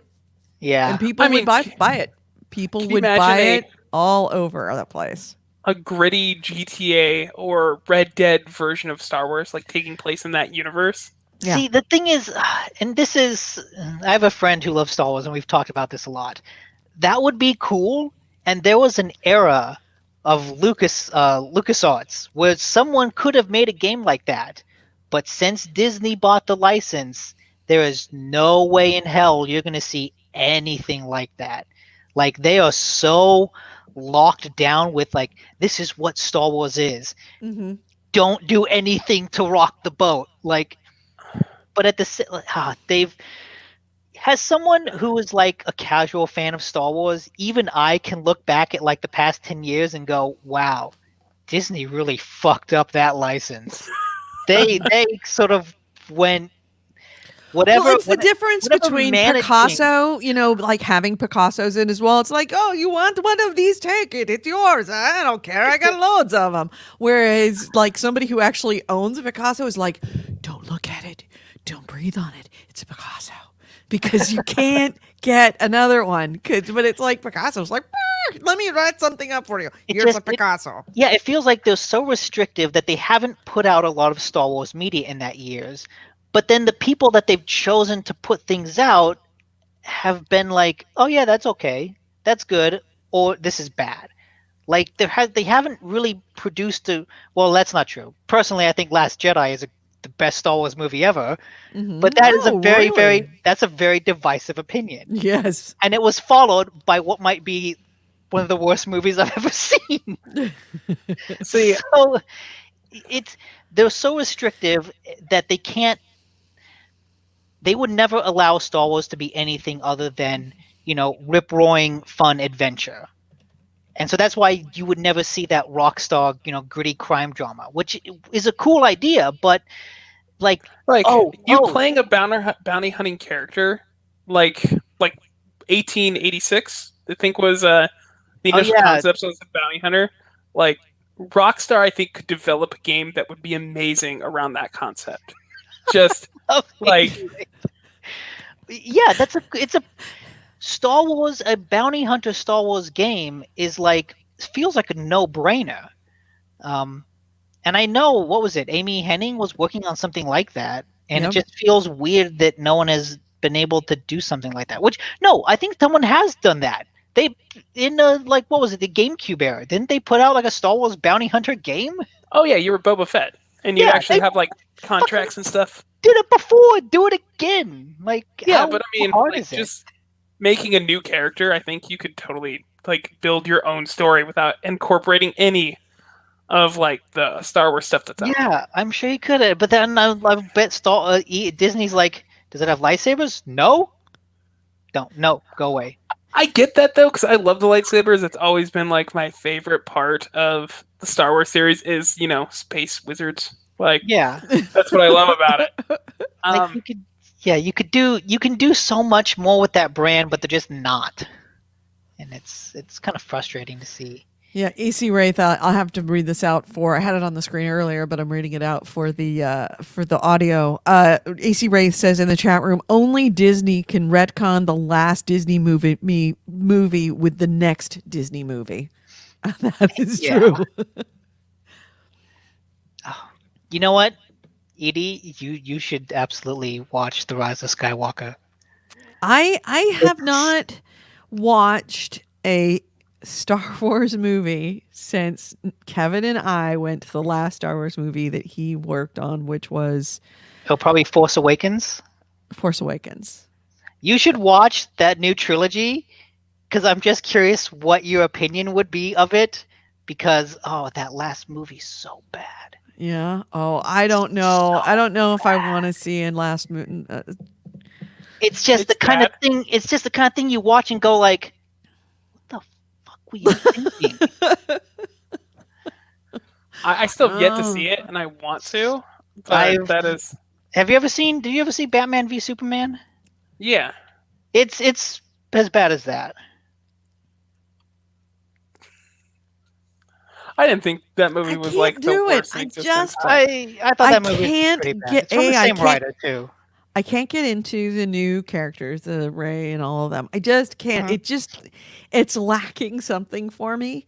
And on top of that, to know that it ends with a horrible movie Oh, it's that so I know, and there's a part of me that it's like I can't do this. I cannot do this to the memory that I have of what Star Wars is and how important it is. It's like saying, yeah, the last, you know, they've got new But see- chapters of the Bible, and the most recent one is awful. It's like, no, I would rather not read that. I like the Bible right where it is. Thank you very much. I don't need these extra chapters. Knowing that there's a shitty one at the end. I feel like being disappointed and having your memory of Star Wars ruined is the tradition of Star Wars. Because I remember back when people shit on Return of the Jedi for the Ewoks. Yeah. Like people shit on that movie all the time. Like, oh, that's the least good of the movies. You know, that's the worst one of them. It's just got stupid Ewoks in it. Then the prequel came out, and everyone was like, "Oh God, these movies are horrible." Like, I'm not gonna lie. It's horrible. The Anakin hate and the Jar Jar hate was a lot of fun. It was definitely the high point of the trilogy was the fact that you could hate. But now, like, people look back on those being like, well, they might not have been well-made movies, but at least there was a consistency of vision behind them. Now you get into sequels and you're like, oh, you know, movie A is going in one direction, movie B goes in the other, movie B, and it's like, oh, there's no consistency. It's just they fucked up everything by the end. So, yeah. Being disappointed in Star Wars and hating Star Wars is like literally the tradition of Star Wars. I know it is. Outside of the most recent trilogy, which totally fell apart because there was no cohesion between the three. The fact that the second one was its own thing, and then they went back to like the story that they were setting up the first one. Aside from that, they could have. Everything could have come together. I've read the script of fucking Colin Trevorrow, who did the Jurassic World movies. His script for the third Star Wars movie is genuinely good. Genuinely good. It could have fixed everything, and the fact that they didn't do it, I feel like someone needs to get fired. Anyway, personal opinion.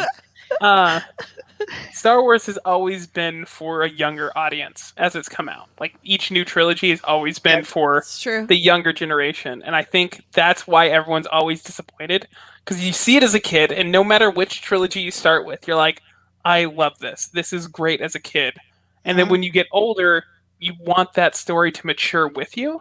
Right. And I think that's the mistake they made with the sequel trilogy, is they made it for fans of the original trilogy.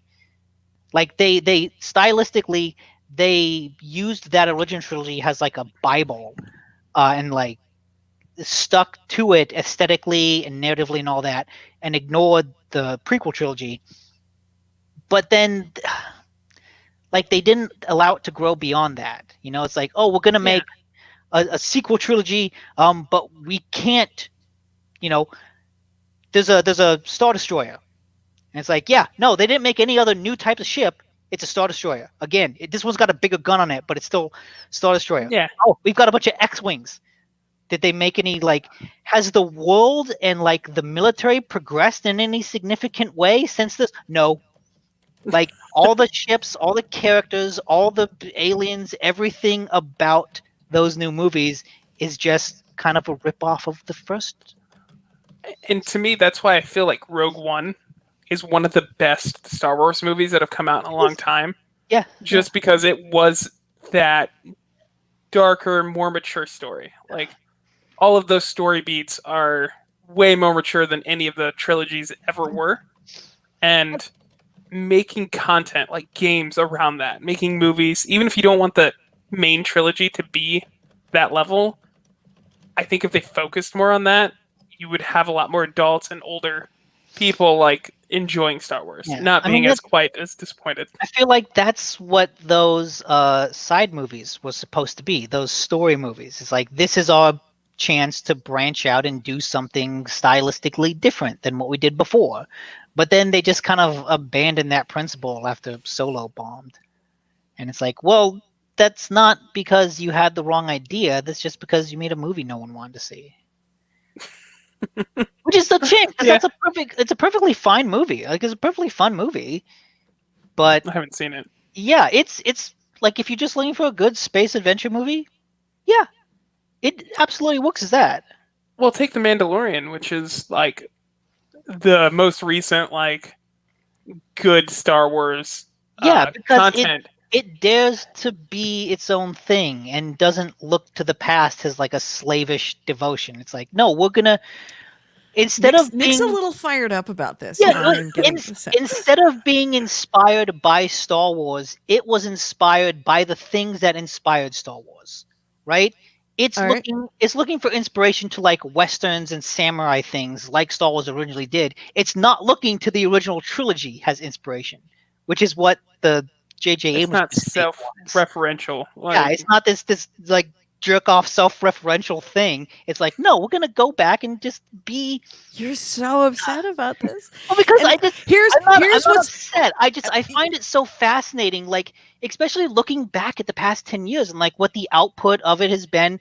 right. It just feels like a really interesting case study in how to sully goodwill of a brand. And it's like, wow, it's just so like, especially with Rise of Skywalker, just comparing that movie to everything that came before, it's just like, oh my god, you fucked up every step of the way.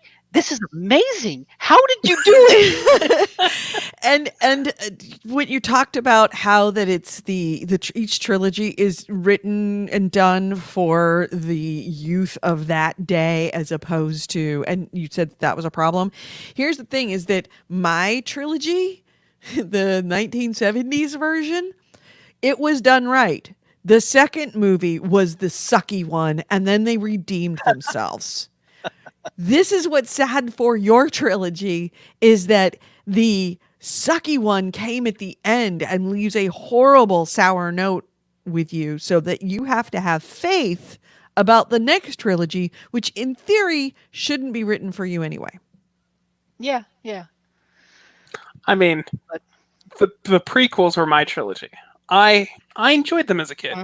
And to a degree, I enjoy them now because, again, space wizards were the reason I love Star Wars. And Yeah, and like, yeah, you grew up in that wizardry is all that. And I Right. know there's a Clone Wars TV show that I know does a good job of Clone Wars is very good. filling in all those gaps and like being really good. And yeah, Disney doesn't have anything new like that. It's amazing. It's just amazing watching them just like, oh, you fucked this up so bad. Especially because you look at the MCU and it's like, oh, they fucking hit it out of the park. Mhm. Like they did everything right. How did you fuck it up so much? I can, if we're making a case study like that, I want to throw Blizzard in there as well. Can we, like the company Blizzard? Like, Okay.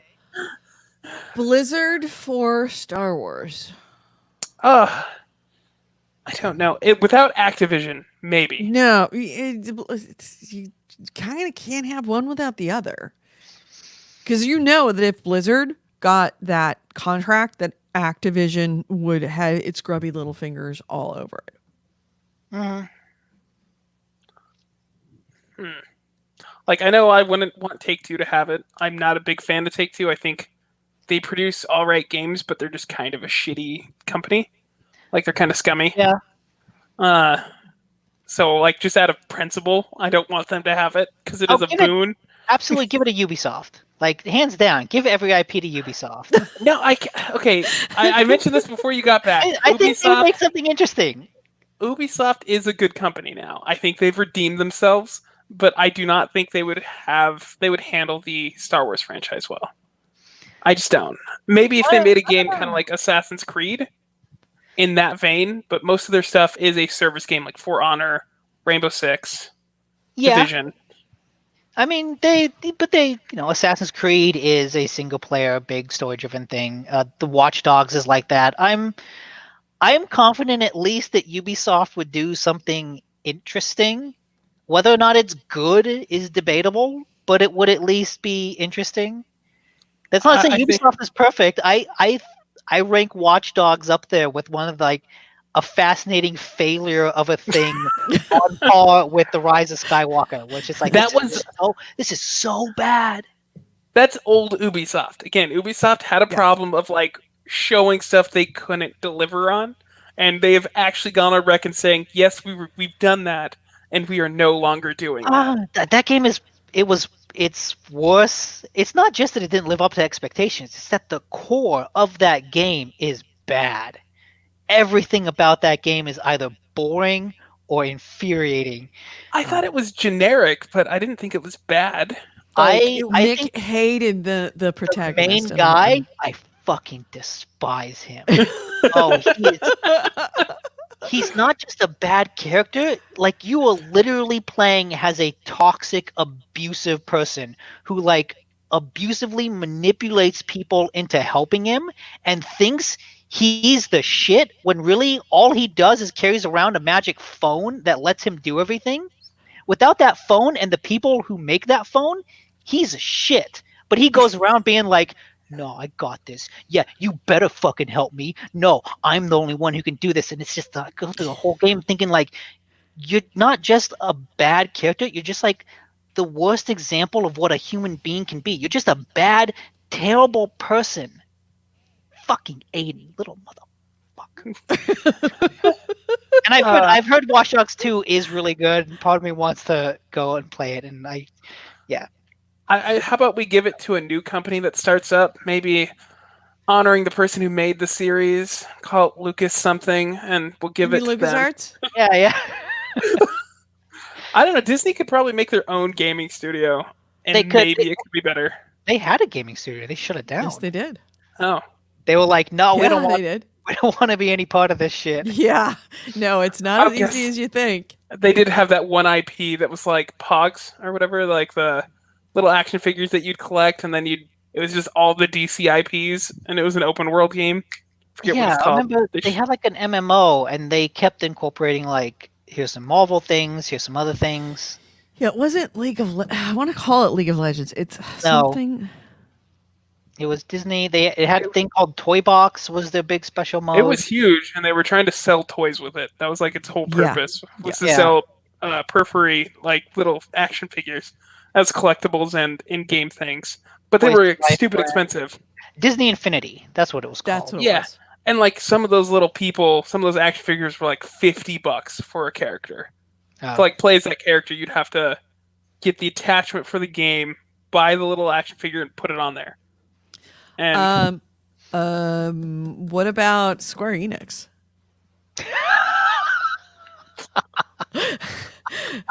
Star Wars by Square Enix. Okay, wait. There's the difference between developers under the Square Enix banner is vast. Do you want to give it to Eidos, who makes like Deus Ex and Hitman, or do you want to give it to Yeah. you could do both. That's a great thing. you want to Like, give it to the Japanese team, the guys that made Final Fantasy? Which I would don't you think want to that- do? I don't know if that'd work. That'd be a I want to culture see clash. what the fucking Japan team comes up with. Yeah, me too. Because that would be out there. Maybe give it to Kojima Productions. Oh, that would be awesome. That The would Game be of awesome. Thrones of Star Wars. A nitty-gritty political drama. in That the would Star be Wars a universe. Star Wars that doesn't give a fuck about anything, is just there to fuck with you mentally and emotionally. They would do stuff to Actually, that that story would that be they would great have to incorporate because- into the movies. I would love to see a Kojima-esque game about the military-industrial complex of the Star Wars universe. Yeah. Because Norman Reedus is a I mean- stormtrooper. like, you have planets dedicated to making battleships. Yeah. Like, the military-industrial complex in that universe is huge. Mm-hmm. Mm-hmm. That's totally ripe for something. I'm sure someone's written something about that. So anyway, we have wasted way Yes. too much time on this. Can we move on? Yes. Oh yeah. that was supposed to be a thought experiment that was tap dancing until you got back. I did not figure that would go on the way. Oh. It's a good thought. I'm interested. Like, it's like I said, I'm not a hardcore fan. But I'm just fascinated by the progress that it has taken over the course of years, and especially like they've announced their next big cross media initiative, which is like, no, we're going back to sort of before the old Republic time, or like in between that time. Like they have explicitly said they don't want to make any new media going forward in the timeline of the universe. Right. Because I feel like they've looked at the sequel trilogy and went, God, we fucked that up so bad. Let's just not go there at all. Let's just go backwards. So I feel like every Star Wars thing going forward is going to be looking backwards in the timeline of that universe. You're not going to let this go, are you? Because you're not going to let this go. We're going to make this a Star Wars show. They're so afraid of going forwards because they feel like they've sullied that section of the universe so bad. All they're doing is just like, we have to go back. We have to go back. We cannot go forwards. We burned that bridge so bad. We can't go ahead. You done? Yes. Okay. I want to add to that because we haven't talked about this long enough. But I also think that you're doing this on purpose for me, aren't you? You're doing this.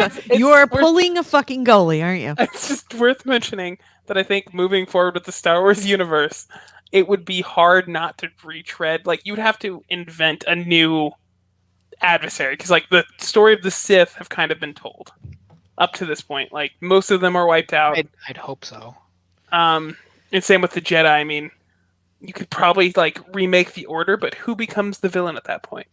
You know bring what? back the Sith? That's the beauty of going forward is you can do whatever the fuck you want.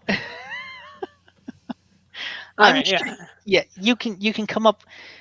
That's the beauty of like not being a slave to what came before. Is like you actually get to come up with new things. And Rhythm Badex in the channel, shut up. Shut up. They have been going on for 30 minutes now.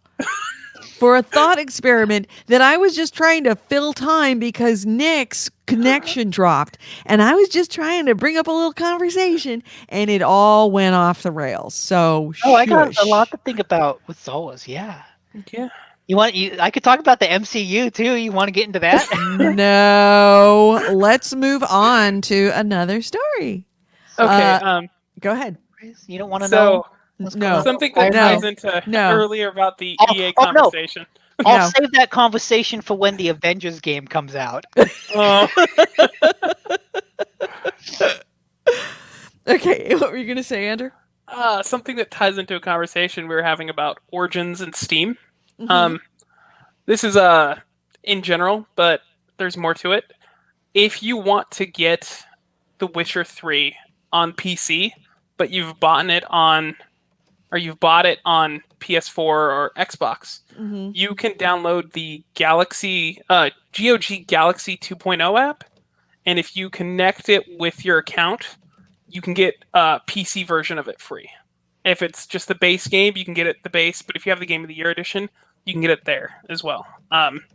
So yeah, if you just want to kind of take that chance to go onto PC with Witcher, that's your chance. And I looked into what the GOG Galaxy app is, and it is what was it? Sorry, I have the words somewhere. I take notes. Overarching game management hub. So the goal of it is to take all those accounts like Epic, Steam, Origins, Xbox Live, PS Plus, or PlayStation, and have it all in one place. Oh.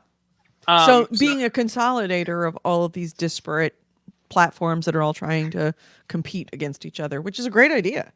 Yeah, and that's especially now with this. It's a very, very clever idea. Huh. And if it works how I think they want it to, where you can just send messages to any of those platforms from that hub, like that's potentially genius. Mm-hmm. And they're the App Store. They're going to be the App Store. And it's also a fantastic way of getting people on GOG as well. Like if you can buy stuff from that hub from GOG Games, it is a good way to kind of pull traffic to them. Because even if they just got like 50,000 people to download this to transfer over The Witcher, like even keeping a fraction of that percent of retention would be great for GOG. Like it'd be great for them because then it just spreads by word of mouth. Mm-hmm. Yep. So yeah, if you're interested in getting The Witcher 3 on console or on PC, but you already own it on console, this is a good way to get it free upgrade essentially. Nice. My next item. Oh, Nick, do you have an item that is not Star Wars related? I do. This is. Let me read through it first, just to get Oh, the fuck details, me. because I forgot about it. But it was. Do you want me to go do a story and then? I know. I'll tell you. The Guinness World Records has reinstated the Donkey Kong high score of Billy Mitchell. Oh, really? Mhm. Why? That's what I'm reading. In this case, a re-examination of the records in question and the emergence of key eyewitnesses and expert testimonies led to a reversal of earlier disqualifications and the reinstating of Mr. Mitchell's original records. Oh. Yeah, so they were moved in 2018 after concerns were raised about the legitimacy by Twin Galaxies, Yep. which is the old arcade organization that sort of does a lot of old arcade Guinness record achievement competitions.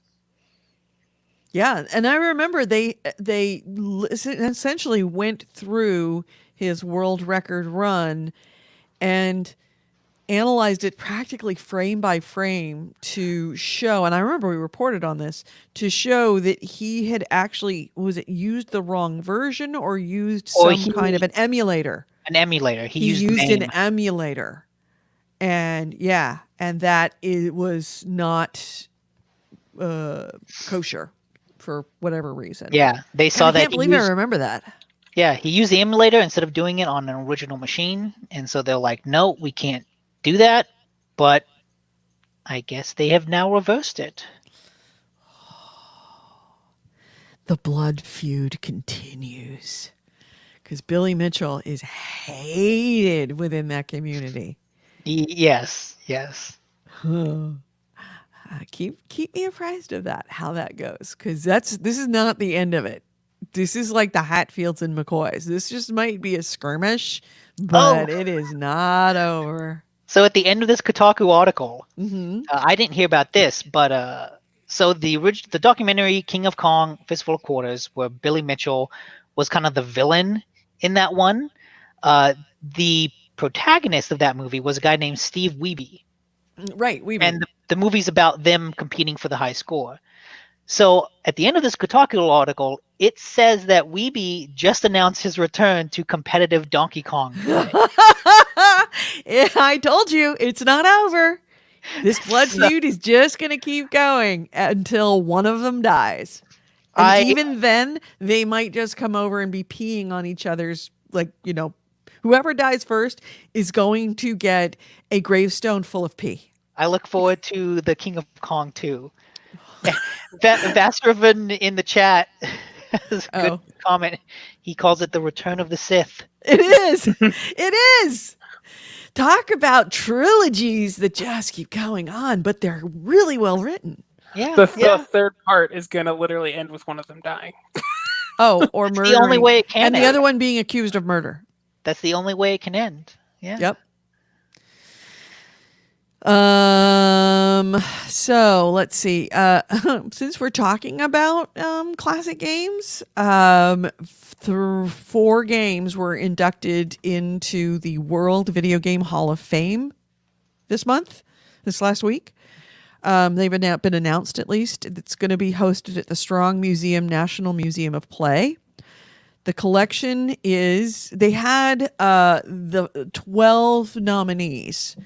And here were your nominees: Bejeweled, Centipede, Frogger, GoldenEye 007, Guitar Hero, King's Quest, Minecraft, NBA Jam, Nokia Snake, Super Smash Bros. Melee, Uncharted 2 Among Thieves, and Where in the World is Carmen Sandiego? Anybody want to take a guess on which one of those? Okay, I know Minecraft made it. Minecraft made it. Minecraft Okay, is one that of the makes inductees. sense. The time frame of those games is insane. Like, I did not expect Uncharted to make that list of nominees. Yeah.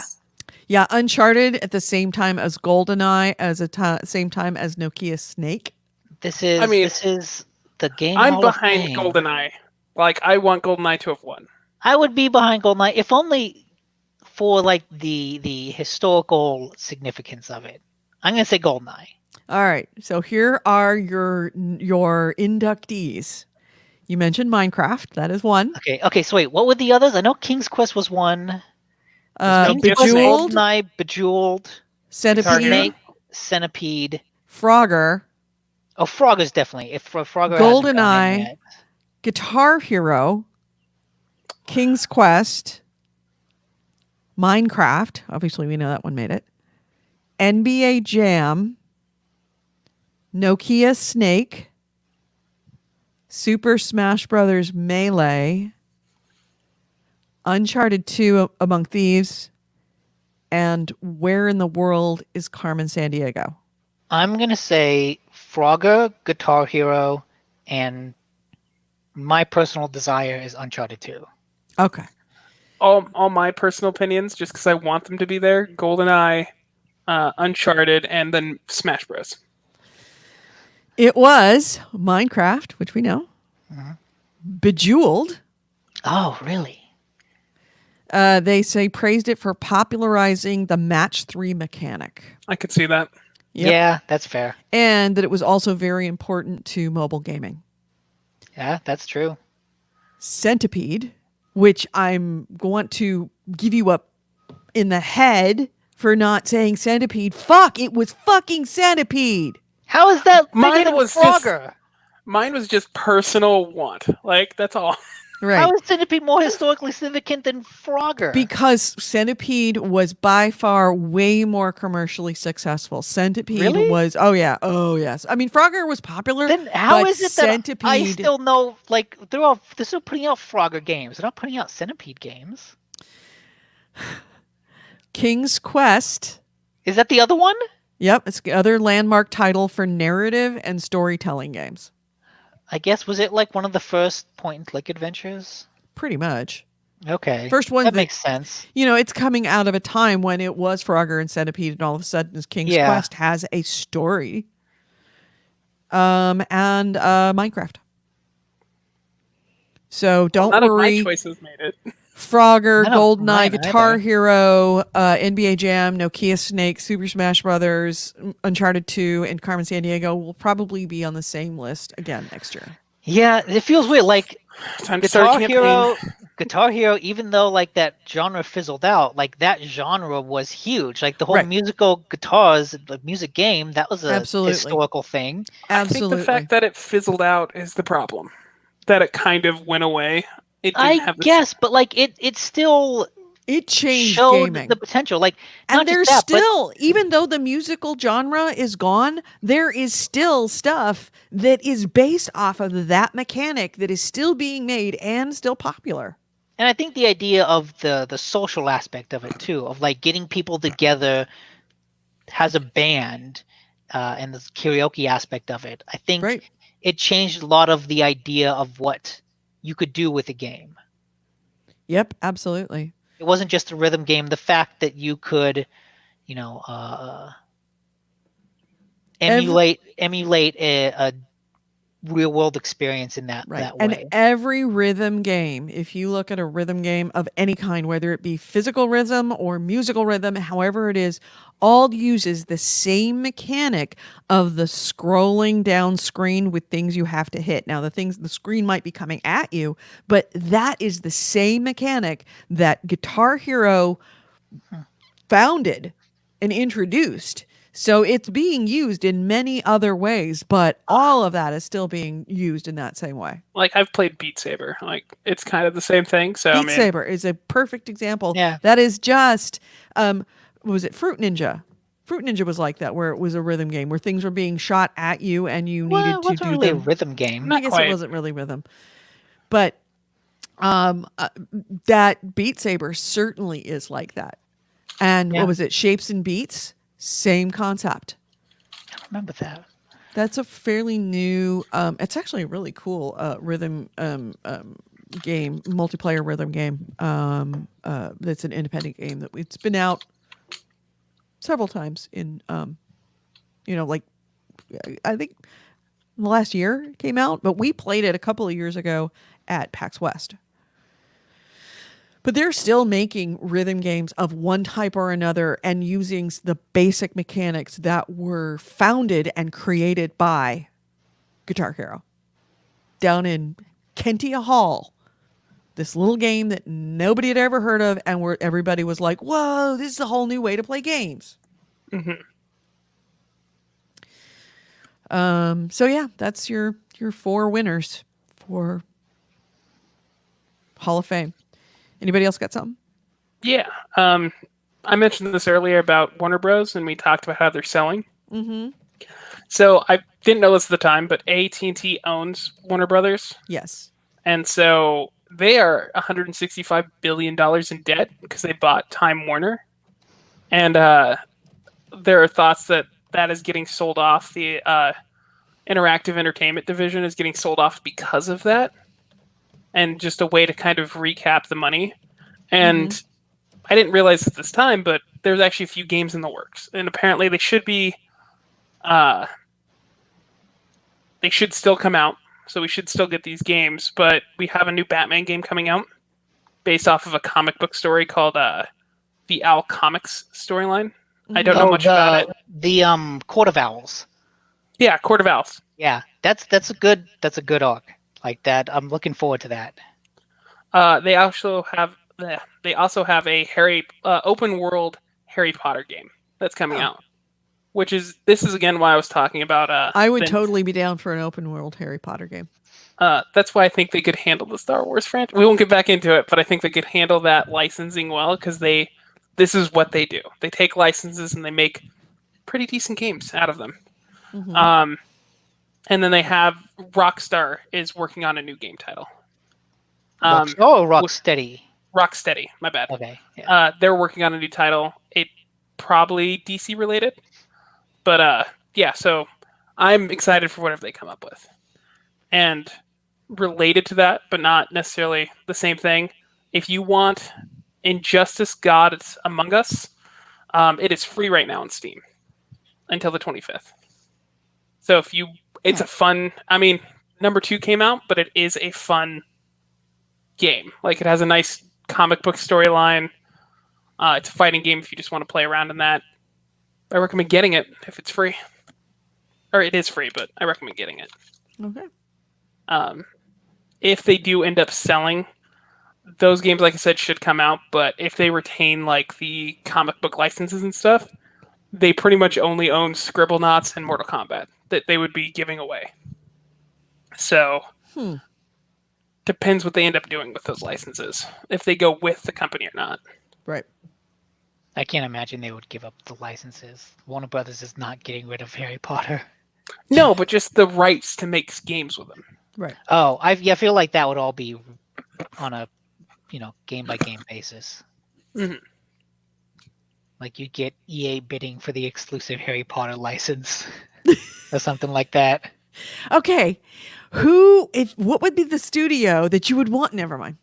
The answer to that is easy. None. Oh, no. I would totally want... What I would want is, in a perfect world, Telltale to make that. But okay, yeah, that would have been but interesting. Telltale doesn't really exist anymore. Poor Telltale. So. Such a good studio run so poorly. Now, you know what? I want Rockstar. I want to see the gritty crime drama in the Harry Potter universe. You want Team Bondi to do a Harry Potter movie. Oh, yeah, especially with the realistic facial Right, with motion. the realistic face, and you find out who murdered who. Yeah. Yeah, really bloody. Yeah, totally. All right, my next item is that we finally got word this week that something happened that we knew it was freaking going to happen. It was not a big surprise. PAX West has been canceled and is going digital, and TwitchCon has also been canceled. PAX West organizers said in April, way back and all the way through May and into early June, they were saying they were still planning to hold the conference as scheduled over Labor Day in Seattle, and then that was early on when we had no idea about what COVID would do. Now, there were a ton of conventions both before and after PAX that almost immediately canceled their conventions and turned them digital or just canceled them completely. But PAX was still holding out and holding out and holding out. I actually even wrote them a letter saying, guys, we need to have an answer because people have rooms booked and need to know, because if we're going to cancel these rooms, we have to do it in advance. You need to shit or get off the pot on this one. And I got a very nice letter back, which, kudos to them. They wrote me back saying, we haven't decided yet. It's like, it's not what he said. You need to decide. So, but yes, this week they made the official announcement that they decided to cancel it completely. And it's also another really good thing because, of course, right next to where PAX is happening is where the Seattle protests are and Chaz is. So it would be depending on how long that stays around, it would be a really, really bad combination to have 50 bajillion screaming nerds at the same time as a, autonomous zone with no police and, liberal armed guards kind of enforcing the area. It would just be a really strange combination. So they are now done. They said the more we worked on a solution, the more it became clear that if we really wanted to welcome everybody home, we'd have to remove the physical barriers entirely and simply take PAX online. So it's going, in addition to canceling West, this PAX Online is also going to replace PAX Australia, which is also canceled. That was scheduled for October 9th through 11th. And so PAX West and PAX Australia both done for the year. In a statement, PAX Australia organizers said that the next edition of the show will likely take place in 2021. Now, along with that same, but not tangentially related, but not necessarily connected, TwitchCon in San Diego has been canceled also this week. It was supposed to take place between September 25th and 27th at the San Diego Convention Center. They said due to restrictions on large gatherings and ongoing concerns for the health and safety of our community, particularly because they're in Los Angeles and Southern California, and Southern California is fucking awash in COVID right now. Because people in Southern California are not following the rules. It's your own damn fault. We have decided to cancel TwitchCon San Diego this fall. They wrote in a statement to Twitter, while we can't gather in person, we're exploring ways that we could join forces as in an alternate dimension later this year. It's unclear if that other dimension is going to be digital, a virtual event, what it might be, but I'm sure they will probably be doing something. Which is weird because it's TwitchCon. Like, it is the streaming platform. Yeah, why are you having a problem with this? Of all the people, isn't that kind of what you do? Yeah, is digital streaming events. You should have this. You should have this planned. You should know how to do this. Or maybe it's just because they are so known for digital streaming events that if they're going to do something special, they have to figure out how to make it unique to everything else because it is TwitchCon. Yeah. It seems like if TwitchCon is the same as every other con that's on Twitch, maybe they need to up their game and figuring out what upping their game might be. And I see there's definitely a draw of hey, come see your favorite Twitch streamer in person. Yeah. Because, it doesn't really stand out to say, hey, come see your favorite Twitch person on Twitch. Yeah. It's not a real draw. It's not really a reason to watch. So anyway, it's kind of the problem with the whole YouTube and streaming streaming celebrities and influencers is that they can't get any more real than what they already do. And if it's in the same platform that they're known for, it's not really something special. So anybody else got anything? Nick, there you go. Rhythm Bad X says, I live in Cali, and I wholeheartedly agree. Yes. If you live in Southern California, what the fuck is wrong with you? Seriously, Northern California is nowhere near the amount of COVID that you have. Our positivity rate is 3.1%. The states is 4.5. You know why the states positivity rate is so much higher than Bay Area's positivity rate, Northern California's positivity rate? You know why? Because it's you guys are like 7%. You're like double the ours. Sorry. Wear your fucking masks. Don't go out to the beach. You will live. You will literally live if you don't go to the beach every fucking weekend. Sorry. I just got a bunch of like little things, kind of a handful of things. Okay. For instance, Persona 4 Golden Edition launched on Steam last week. Fantastic game. If you enjoy Persona, if you've never played it or have heard of it, pick it up just because it's on Steam and it's not the newest one, but it's just as good. Persona, from Persona 3 onward were amazing games. Don't underestimate them, and don't necessarily say, "Oh, I want the newest one," and forget about the old. No, they're just as good. They stand alone. They're great. And apparently the port is perfect. Like there's no hate on it at all. It just works. And since it's done so well, because again, this was a week ago, and everyone has said that they want Persona 5, it is likely that it will come to PC at some point as well. Good. That's cool. Nick, you've never played a Persona, have you? Do you like anime? Oh yeah. Then yeah, I mean you will love this Nick, game. You will. I know. Love this game. I don't know why you haven't done it. Because the time sync scares me. Even though it is a huge even time though sink. like look, I look at my past months of gaming, it's like 60 hours into Final Fantasy 14, 60 hours into Final Fantasy 15. What, I'm at like 20 or something now with Elder Scrolls, and it's like I'm probably gonna go pick up Last of Us today. It's like, that's a 30-hour game. It's like I got 5 on sale, so yeah, I have it in my collection. This is a game. I mean, it is no joke. It is 100 hours. It is a lot of fun though. I know, but it is 100 glorious fucking hours of your life that you are. It's so good. So if you're still in quarantine and you're looking for a game to play, it is equal parts dungeon crawler and like social. Yeah. Mm-hmm. I don't want to say sim, but like. Social story. Relationship. Yeah, there's a relationship aspect that absolutely is there. It hits everything so well. It makes it all hang together, that it's got enough of that dungeon crawler that if you hate relationship games, you'll be okay with this. And if you are somebody that hates dungeon crawlers but loves relationship games, you will love it too. It's a perfect game.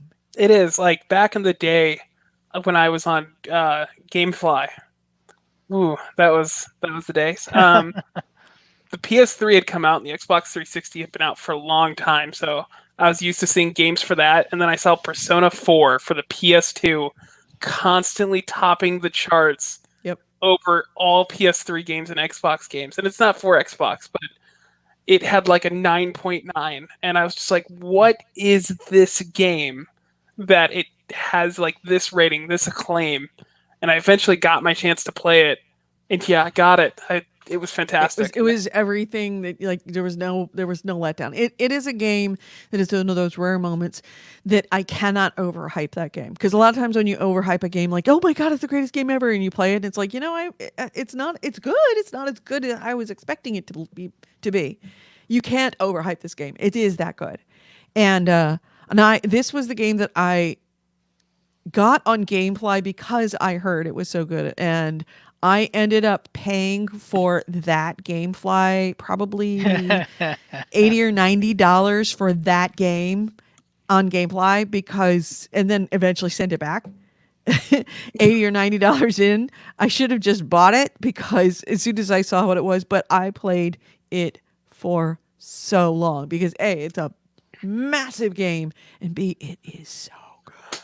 I loved Persona 4, and I played the Golden Edition on the Vita, which, by the way, is just the fact that game was on the Vita was amazing. Mm-hmm. but I went back and played Persona 3 on the PSP, the normal version.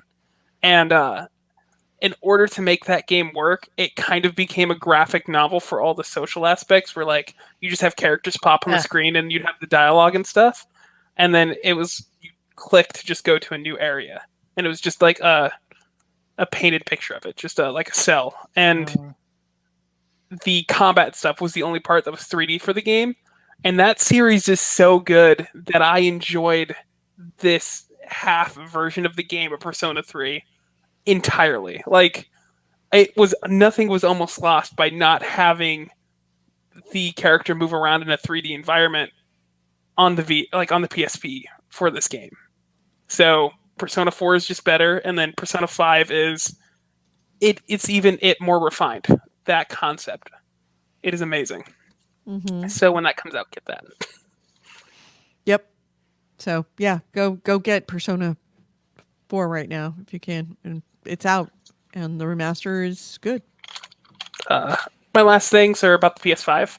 Mm-hmm. I looked into the backwards compatibility and what was exactly being said. Mm-hmm. So what they've said is almost all PS4 games should be backwards compatible. But they have to test each game on a game-to-game basis before they can okay it. And the reason for that is there's a lot of coding issues that when you put new hardware for these games, errors occur, and they have to fix those. And I think that a lot of that has to do with the way games are coded, so that they always work on console a certain way. Because like with PC, if you buy a game, there's a chance like your system, you'll have to go through a bunch of problems to make it work. Not always, but it's there. Whereas with the PlayStation, you're sure it's going to work. And they just have to make sure like they can, like my guess is like frame rates, making sure they're not locked and they're not tied to anything. An example of that is a game called Payday 2. And it's since been fixed, but there was a problem where they tied the AI's fire rate to your the host's frame rate. So if your host had a super high frame rate, the cops were firing like 2 to 3 times faster than they should have been. Oh, and then shit. If you were trying to cheat the system, do the really hard missions, you'd have the host going out at like 15 frames, and they were shooting like once every 3 seconds. So if any of that exists on PS4 games, they have to remove that with better hardware. Yeah. Right. So yeah, and when the PS5 launches, almost all of the top 100 games will be ready for the backwards compatibility. So yeah, so eventually everything. That's a huge undertaking if they're testing that game by game. And that's my worry, is because how dedicated are they to going through their library if they have to do it game by game? So they had said they're doing 100 before, if that's to be believed. I'm not impressed by that. 100 is not that big of a number. They said the cost isn't really an issue because since backwards compatibility is in the system, it's in the architecture, it doesn't really cost a lot for people to go through and test this. So they don't plan to run out of like funding or for it to be stopping anytime soon.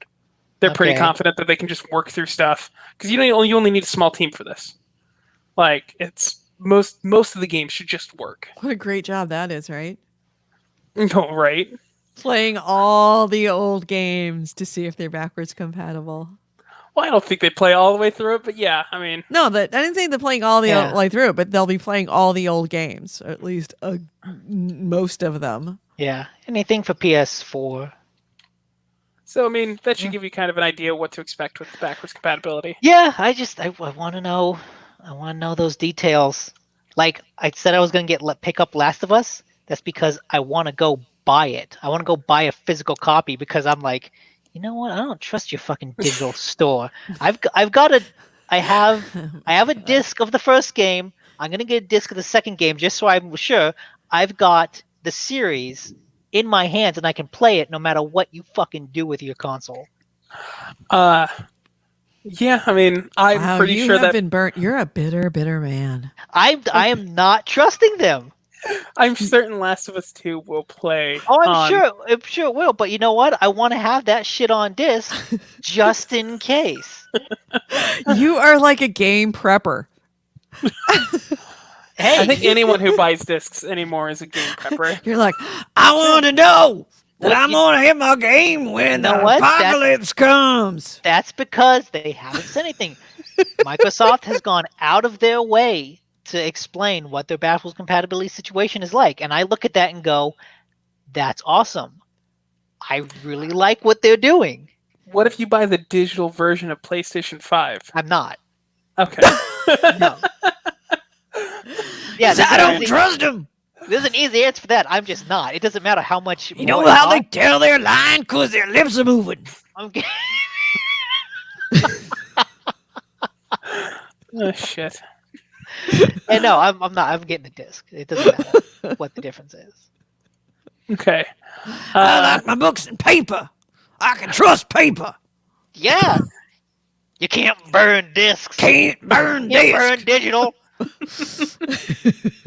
the sun goes out, you're gonna be coming to me. Or you're When fired. the zombie comes, somebody's going to have something to light the fire with. You're going to need the paper. You're gonna need a disc thrower to Gonna shoot need them. a disc thrower. Load it up in my shotgun. Bow and arrow with a DVD of The Last of Us. That's ironic. You're like the Ron Swanson of gaming right now. Hey, in Shaun of the Dead, they killed the zombie with vinyls. So you know what? I'm hanging on to my DVDs. They're like little vinyl shuriken. Exactly. You know, if you don't care about the disc, you can even cut it into a star shape, make an actual shuriken.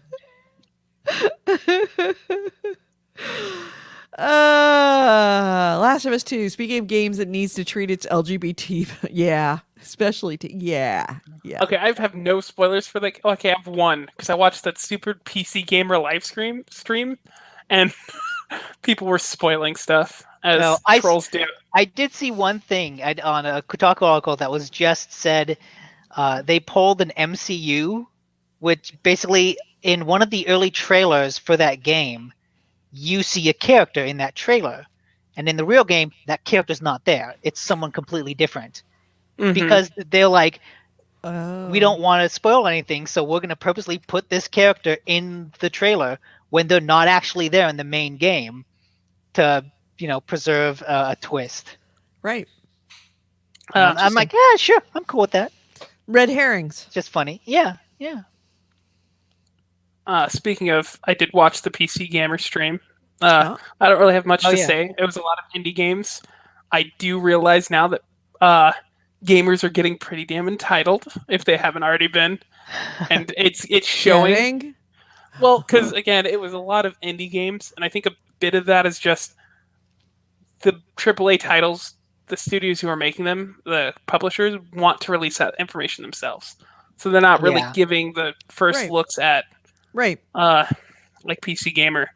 So it was a lot of indie games. A lot of it looked cool. I mean, not all of it's my stuff, but the chat was the most toxic thing I've ever seen. And people are like, I got a 2080 Ti for this. And it's like, no, you bought that for yourself. And that's on you.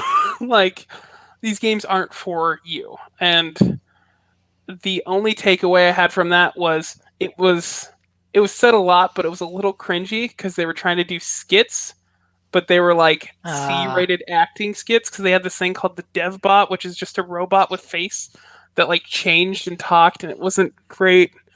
And the host of the show wore a business suit with a bathrobe over it, like a silk one, and sort of this like study lounge, like lit by candles, like thing while he's talking.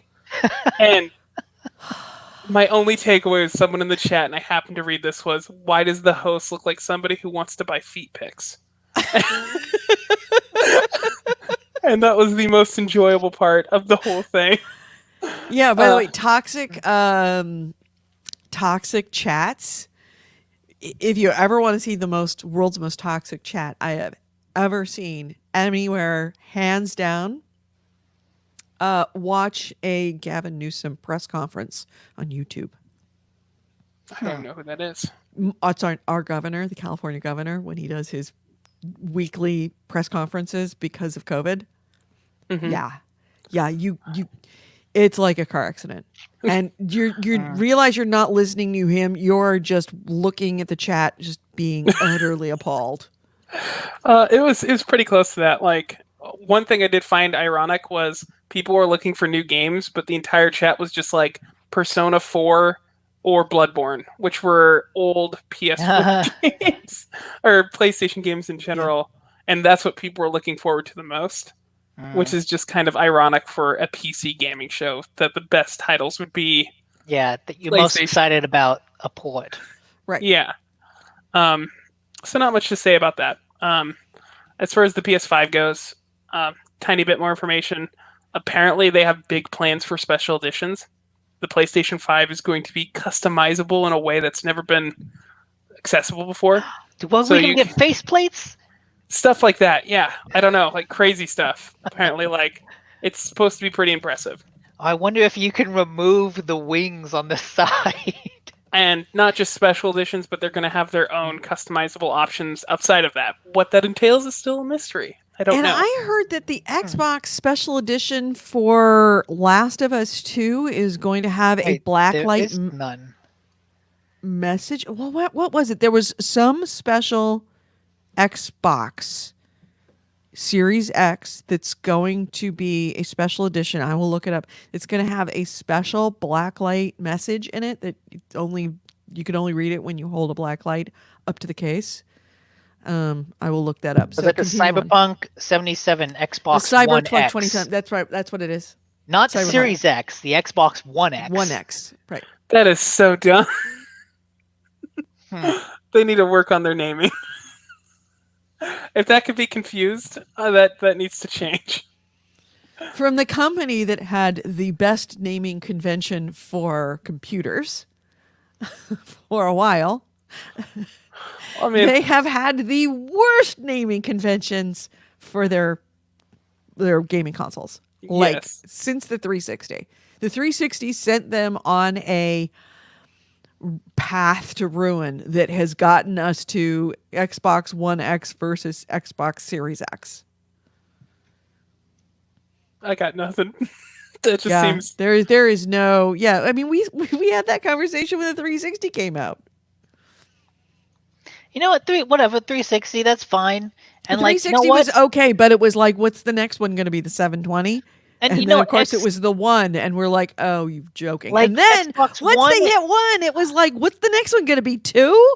Xbox One is goofy, but at least it makes sense logically. Like, okay, we want this to be your one, your one box. Yes, I get it. Yes, but they painted themselves into the corner by using that. Regardless of what the reasoning was, which were valid reasons, they painted themselves into a corner and they literally couldn't get themselves out of it. And so now they have just gone up the walls, on the ceiling, flipped the world, and it makes no sense whatsoever. And now it's totally confusing. And Forget Your Life just said this, but I actually grew kind of attached to Xbone. Like, I thought it was fine.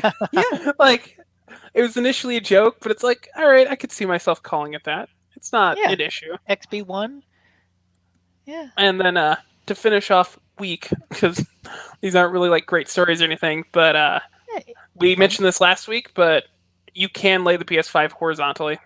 Oh, yes. I have seen photos of it. It's a thing that exists. And just because, like, again, we were mentioning whether you could do it last week, so figured give the answer to that. And then expect a new 100% overhaul of the UI. For the PlayStation 5. It's not going to be anything like the PlayStation 4. It's a little iffy. I like the PS4 UI. That's pretty much all I have, though. Cool. I'm not even going to bother to do the typing away. No. It's a bit over. I missed it. Xbox One, and Nick, do you have anything else? Mm-mm. All right. I've got nothing else. So, I guess that's the end of the show. Anybody want to add anything before we close this out? That would be a no. I was trying to think what other Star Wars thing I could bring up. But Fuck no. You are now. Nope, you're muted. You are officially, you're moved from the stream. There we go. That fixed that. Again, I mean, I could see him. He is down there, and he is flipping us off. Oh my God, he is flipping us off.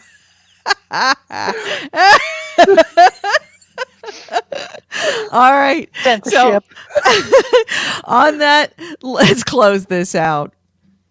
Wait, there. You've been listening to GameHounds, episode 550. We recorded this on June 21st, 2020. I've been Edie Sellers. With me has been Nick DiNicola and Andrew Smith. If you ever want to get a hold of us, gamehounds.net is our website, and gamehounds@gmail.com is our email. We record this show live on Spreaker. That's speaker with an R, Spreaker.com, every Sunday at 2 p.m. Pacific, 5 p.m. Eastern. Join us on Spreaker if you like in the chat room. We didn't have anybody in the chat room because most people now are on our live video stream. Our live video stream is on both Facebook and YouTube.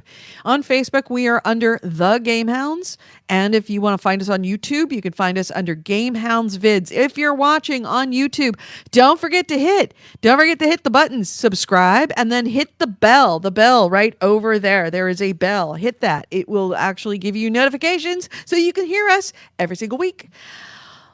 Join us 2 p.m.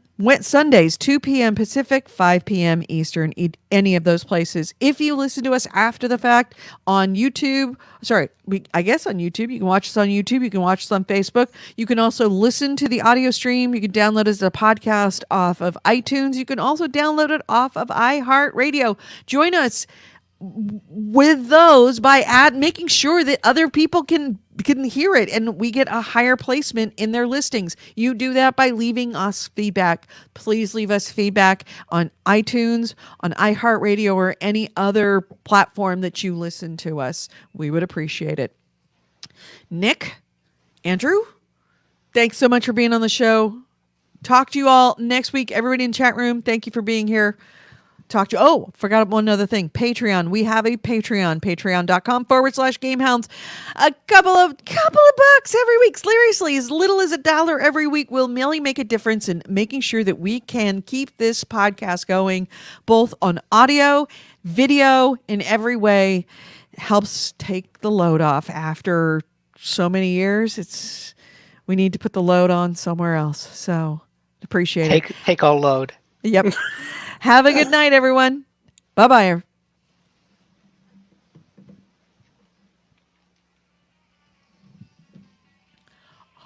Oh my, I have to pee so bad right now.